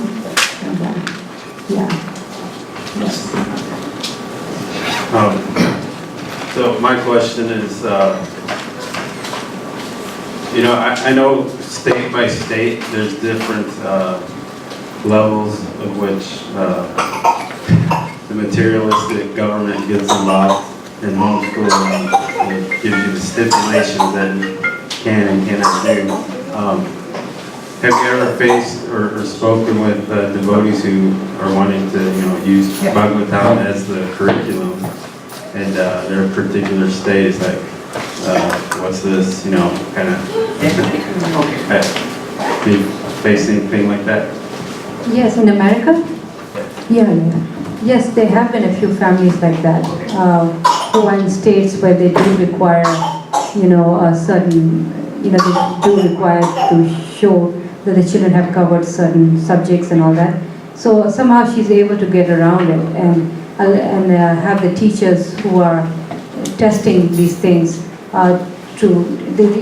she's convinced them that Bhagavatam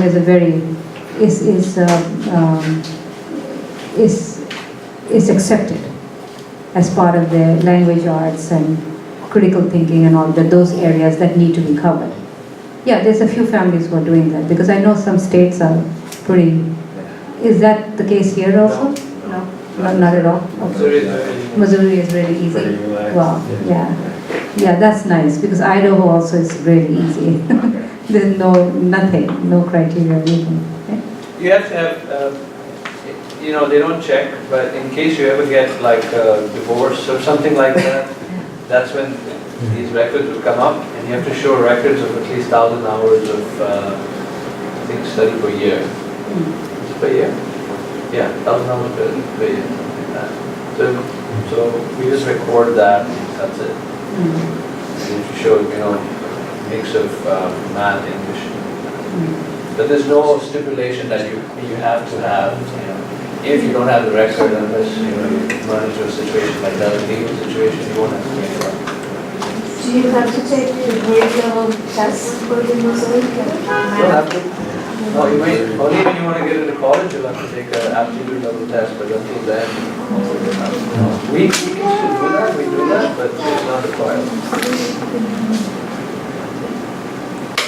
There's always a few devotees in every state who are doing it, so you can always get their help and. There's a link for all the states, I think. So that is check. But yeah, there's actually a PowerPoint that my wife put together in terms of what the requirements are for Missouri and all that. So if you're interested, you can look at that.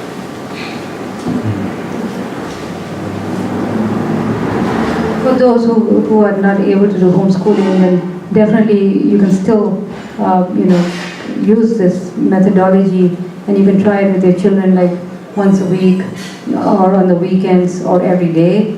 Even 20 minutes every day or 3 times a week is so valuable. It's not like you have to spend hours and hours. Just even a little bit of this is going to be really good. Because the children who are with me on the home class, they're just doing once a week for 1 hour. But the parents say it's really changing their hearts. Yeah. Mataji, a question from Satyasuda Prabhu from Boston. The points what you shared are applicable for homeschool. It is challenging when they go to regular school and they get exposed to video games and movies, and when we restrict in return, they become rebellious or restricted mentally. This is not young kids and especially for teenagers. Kindly help. Yes. So at the earlier years, it's easier because the parents have a stronger, you could say, a stronger hold on the children. Where if they say no, the children will have to accept it. And then once they do, then at that time there's a lot of resistance. But then the kids sort of forget about it. Like I had this experience in my own childhood. A few times I felt like I was missing out something, but then once it wasn't there, I just forgot about it and my mind got fixed in other things. But yes, once the kids get older and if they're going to school, this is exactly the sort of the challenge or the, you could say, the effort that how to balance these things so that they're not involved with video games and TV and all these things too much, and how to make them understand that these things are not necessary, even though their friends have it. So, I mean, the only solution which I see, which has happened in the past, is again the association, where there were some young devotee children who were going to school and they were, the same issues with the same problems, and they're sort of rebelling and they're wanting video games and all these things. And then one semester, or once, I don't know exactly when, but at a certain point, their parents had them take some time off from school and they went to Mayapur and they did Bhakti Shastri. These are brothers and sisters, very special families and devotee family, and their kids were just not into it, and they went for one semester, thank you, to Mayapur, and they did Bhakti Shastri. When they came back, they were completely transformed. They wanted to be devotees. All the struggles before, the resistance towards devotional life was gone. They knew, they could understand why they don't do video games or movies and all these things. Because they went to Mayapur, they studied the books, they studied Srila Prabhupada's books, the Bhagavad Gita and all these things in the association of very nice devotees, and then the atmosphere of Mayapur itself, Lord Chaitanya's mercy, all these things, and that changed their outlook. So sometimes it takes a little bit of a drastic change in situation where the kids might need to go out for some time and attend a seminar or something inspiring, have a very elevating association, and an environment and a group of people who can do things that the parents cannot do. Because sometimes children don't hear the parents, but they will hear others. Right? So at least this is one practical example where I saw it. It definitely works. It doesn't mean it worked with everyone, all children or all people, but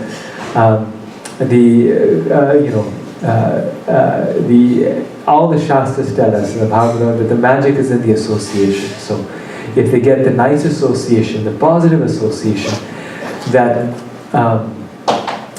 reinforces the good things, then the association that's reinforcing the negative things, the things that they need to avoid, will become weaker. And also some nice experience like joining some parikram, which is, so many of them are being conducted by wonderful sannyasis, Prabhupada Swami and Radhanath Swami, and they are, short. They're not very long, and they have all the facilities, where you come back to the temple every day, have a nice place to live and sleep and have prasadam. So it's not so difficult and hard on the body, So, but the children get such elevated association in those. But I remember doing one with Radhanath Swami, and it was just like amazing in Mayapur. Just the chanting, the dancing, and all these things was very, very powerful. And of course, we have the Braj Mandal Parigram, which is amazing. It's they did it 3 times, just growing up. One time they were quite young, like 8 and 10 years old, and then later on as they grew, 3 times, and each time the experiences just completely changes your heart. And it's so adventurous, sleeping in a tent every night, and getting water out of the well, and one time there was a bucket full of water, and somebody had filled it up, and he turned around and the cow had drank all the water. So it's funny things like that had happened over there. Before so many things, and then Krishna book comes alive. Like you hear something, but this is like first-hand experience. I mean, like I say, it takes some drastic thing like that to completely, for their hearts to, change. So you can try different things, for helping. The thing is that we have to, realize how important this is, and actually be willing to take those steps. We become so worried about, just missing the academics or this, but this is nothing, like I said, Gopal, he took off 1 year of his life and just traveled, And these experiences are very good because just like the Mormons do, right? Because this is the time where you want to trap, their hearts.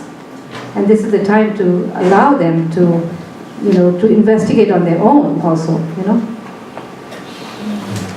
Right, there's this metaphor that, or a story, like that a man had a big jacket, and the sun and the wind were in a competition and said who can take, they challenged each other who can take this person's jacket off the fastest. So the wind, the wind blew like anything, trying to get the jacket off. And the more the wind blew, the more the man held on to his jacket.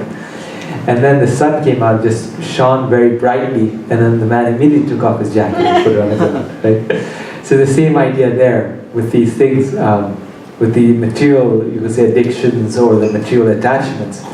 That if we try to fight them, then the result will be more tight, more fire. But on the other hand, when Krishna's sun comes up, when there's a higher taste and experience, a higher spiritual experience, then automatically the desire for these things is removed. Yes. Any other questions? Come on.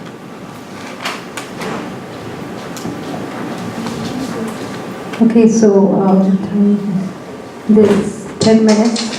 Oops. So we'll just quickly cover the last one, just one slide, and that's preaching is the essence.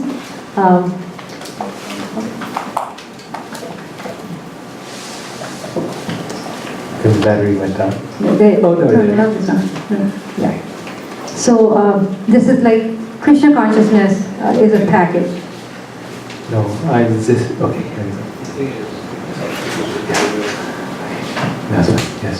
So Krishna consciousness is a package, in order to raise a nice, wholesome child who's not only,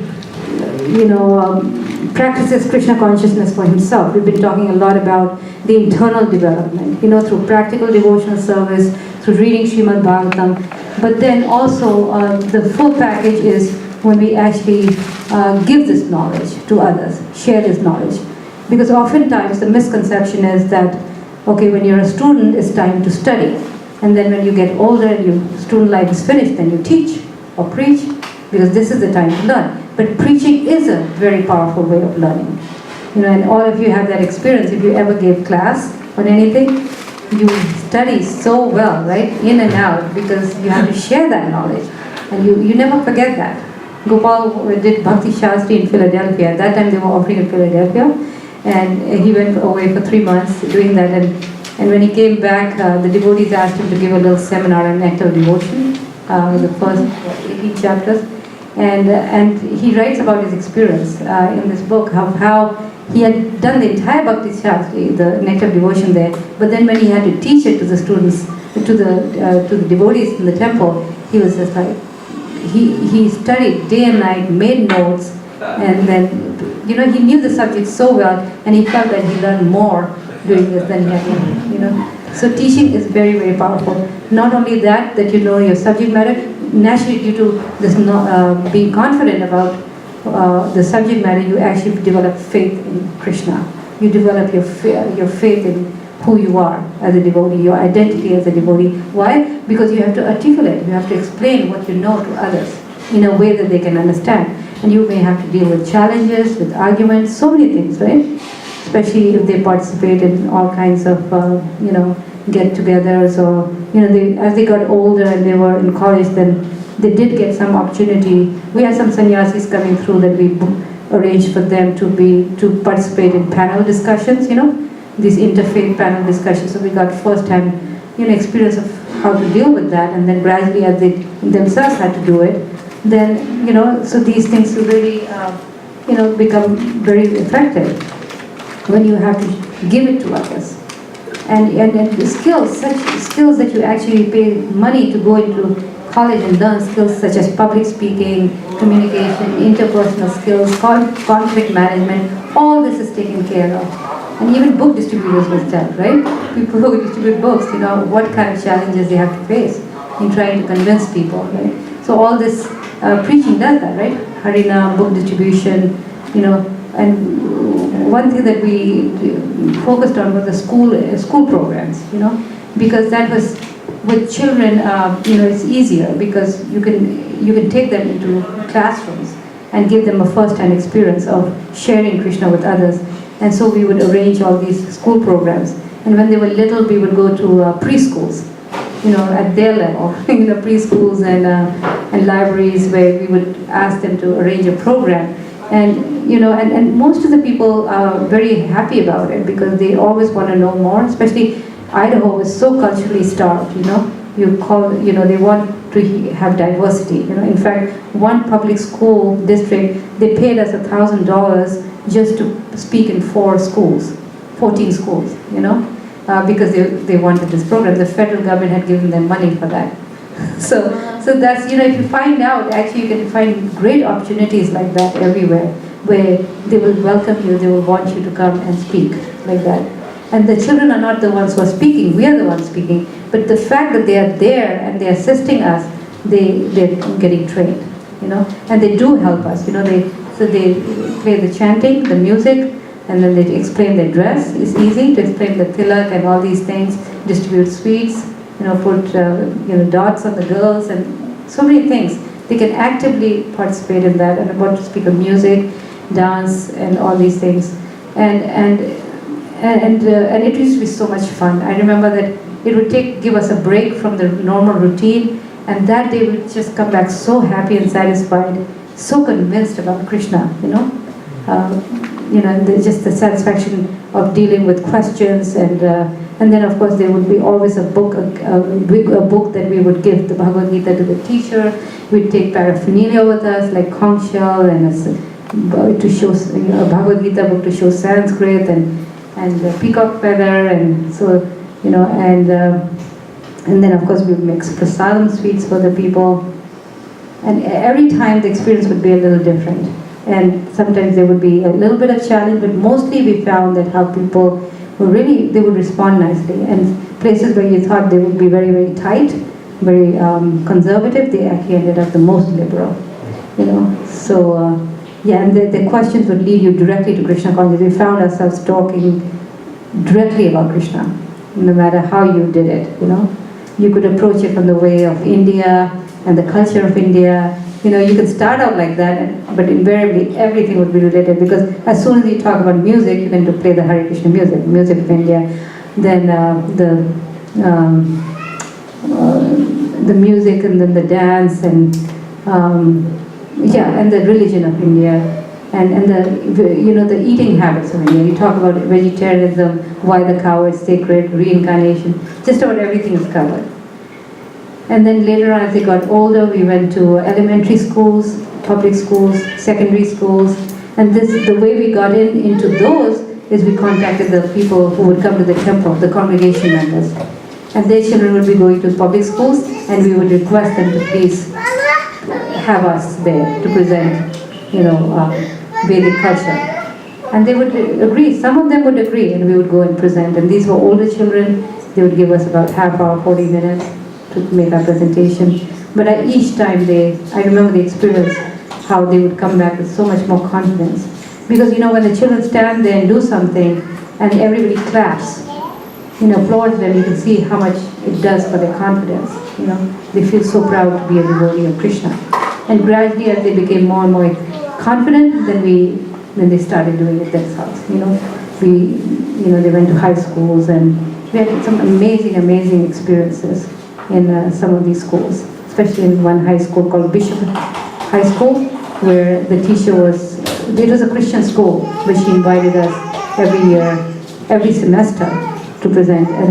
And Radhika was the older one, he would talk and he would play the harmonium, so it was a really good team. And then gradually when Radhika went to Oxford, then he took over like that. So, and they went through this experience of public speaking, the nervousness and it wasn't all smooth, they were really like, shaking, and nervous, and how to speak in front of an audience and to face questions, and the teacher would be so impressed because these are young kids, right, trying to make a presentation. In fact, she recommended to her Christian, officials there, showing that example how the youth in the Hare Krishnas are so able to do this. Because one time we were trying to get somebody else to speak, some visiting senior devotee, and she was adamant, and she said, no way. So it's very attractive. When children speak, it's very attractive. People actually listen. So you get everything. You get the preaching, and you get their training, and it just makes the whole, it just brings everything. Their bringing becomes very, very versatile. We would even do prison programs once a month, and we'd go out to prisons, and imagine taking a child to a prison. And Gopal talks about his experience of never wanting to ever commit a crime in his life. And it's like, you just see those people and we serve, but the experience used to be so amazing, just chanting with them and seeing how Lord Chaitanya's mercy and, the compassion. The nice thing about preaching is that generally the kids are always questioning their parents, challenging their parents. Why do you do this? Why do you do that? Well, now it's the other way around, where you're supposedly the devotee, and there's people questioning and challenging you. Why do you believe in reincarnation? Do you really believe that in our next life we can become a carrot? And then when people ask these questions, then you have to come up with answers. You have to think, okay, I read all this now, what's the response, and how do I say it in a way that will be appealing to this person, that will make sense to this person? Why we actually could become a carrot, or why we worship cows, or why is God blue? There's so many things that are just obvious to us are not common sense to people who approach Krishna consciousness for the first time. And then when we explain it to others and we see the response from them, and sometimes the feeling of elation from them, that they're so also moved or touched by it, then that deepens our own faith. That's the point which we were saying, how preaching actually deepens our own faith. Hopefully we can influence others. But even if we cannot, by telling others about Krishna, our own faith gets deepened. So at least one person in that whole thing is being benefited, and that's us. So in our younger ages, we were doing elementary schools, but as we grew older, we were doing high schools. Like my mother was saying this specifically, Bishop Kelly High School. There was this high school that would invite us in, and the students and the faculty, they started liking it so much that when we do it, students from other classes would sometimes come in and join that, because they wanted to do the chanting and all those things. And those experiences kind of encouraged our own Krishna consciousness also. And then once we grew older, now we're doing more college classes. So it's like, according to your age, you can have your audience. And we have examples of that in the Bhagavatam also, right? Prahlad Maharaj was preaching to his own classmates of his own age. And as they grow older, they can preach to the people of their own age. If not older, sometimes once they're teenagers, they could give Sunday feast class. Once they're at a certain level of maturity, and it's inspiring for the congregation and for them also. But yes. Children should be given leadership roles just to develop that faith in them. In the temples, they can take some roles like that of giving class or taking lead in kirtan or things like that, because it really helps to boost their confidence about themselves. It's very valuable. And as a community, we can come together. Even in simple things like Bhakti Vriksha, we can have, simultaneously we can have children's programs where we should not neglect them, because children, if they're not part of what you're doing, they tend to lose interest. They always should be, so I remember doing anything I did, I always did with them, just so they never feel they're not part of it. In fact, we did a seminar in Japa, and a lot of the audience was brahmacharis, and they wanted to learn how to preach to families, because they were dealing with families, and they were saying how the biggest problem they were facing at that time was how to get parents to, they were so enthusiastic to do service in the temple that they were leaving the children behind, and all these children were losing interest in Krishna consciousness. So that can be also very detrimental, where we have to bring our children into it, as we go along. So there's so many services like that where we can, we can do that together.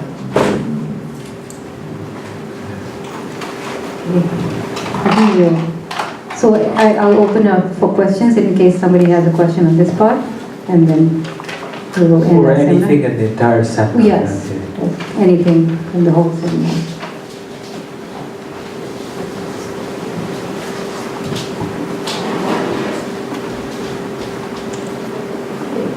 I think we're on time. Amazing.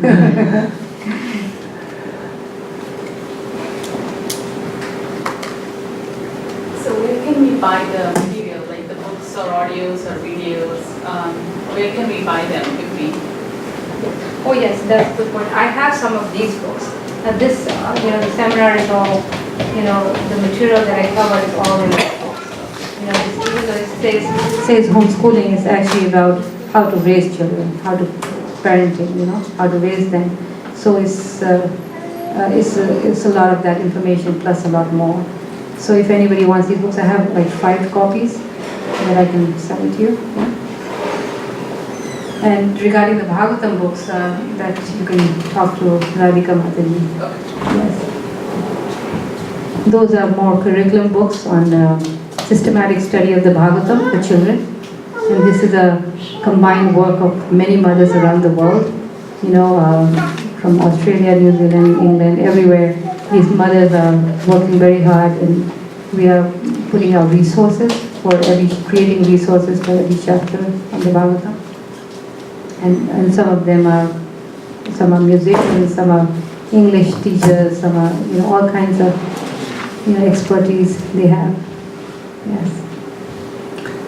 Yes, the next 2 volumes are about to be published, I think. Yeah, Canto 2 is going to be published very soon, and we are working on Canto 3 now. Yeah. Are they in different languages? No, just English. English. Yeah. Okay. This small book is in different languages. Which language are you? The Canton, Spanish. Spanish, is it? No, the Canton, this one, for children. Oh, this one, no. But this one is being translated into several languages. So that one I can say, but not that one. Yeah, that's okay. Okay, thank you all very much for allowing us this opportunity to share some experiences with you and being such wonderful participants, such nice questions. I felt so enlivened doing this today. Thank you all very much. Thank you. Thank you.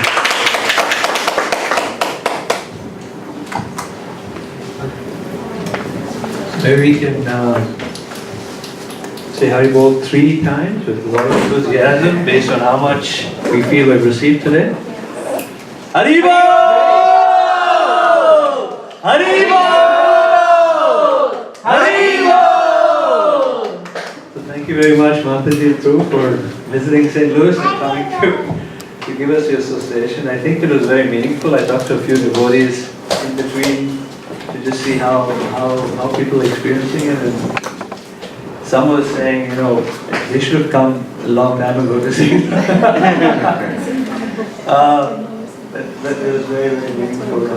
In a short time, I think we received a lot. It was a lot of content and things that we can apply to be better parents.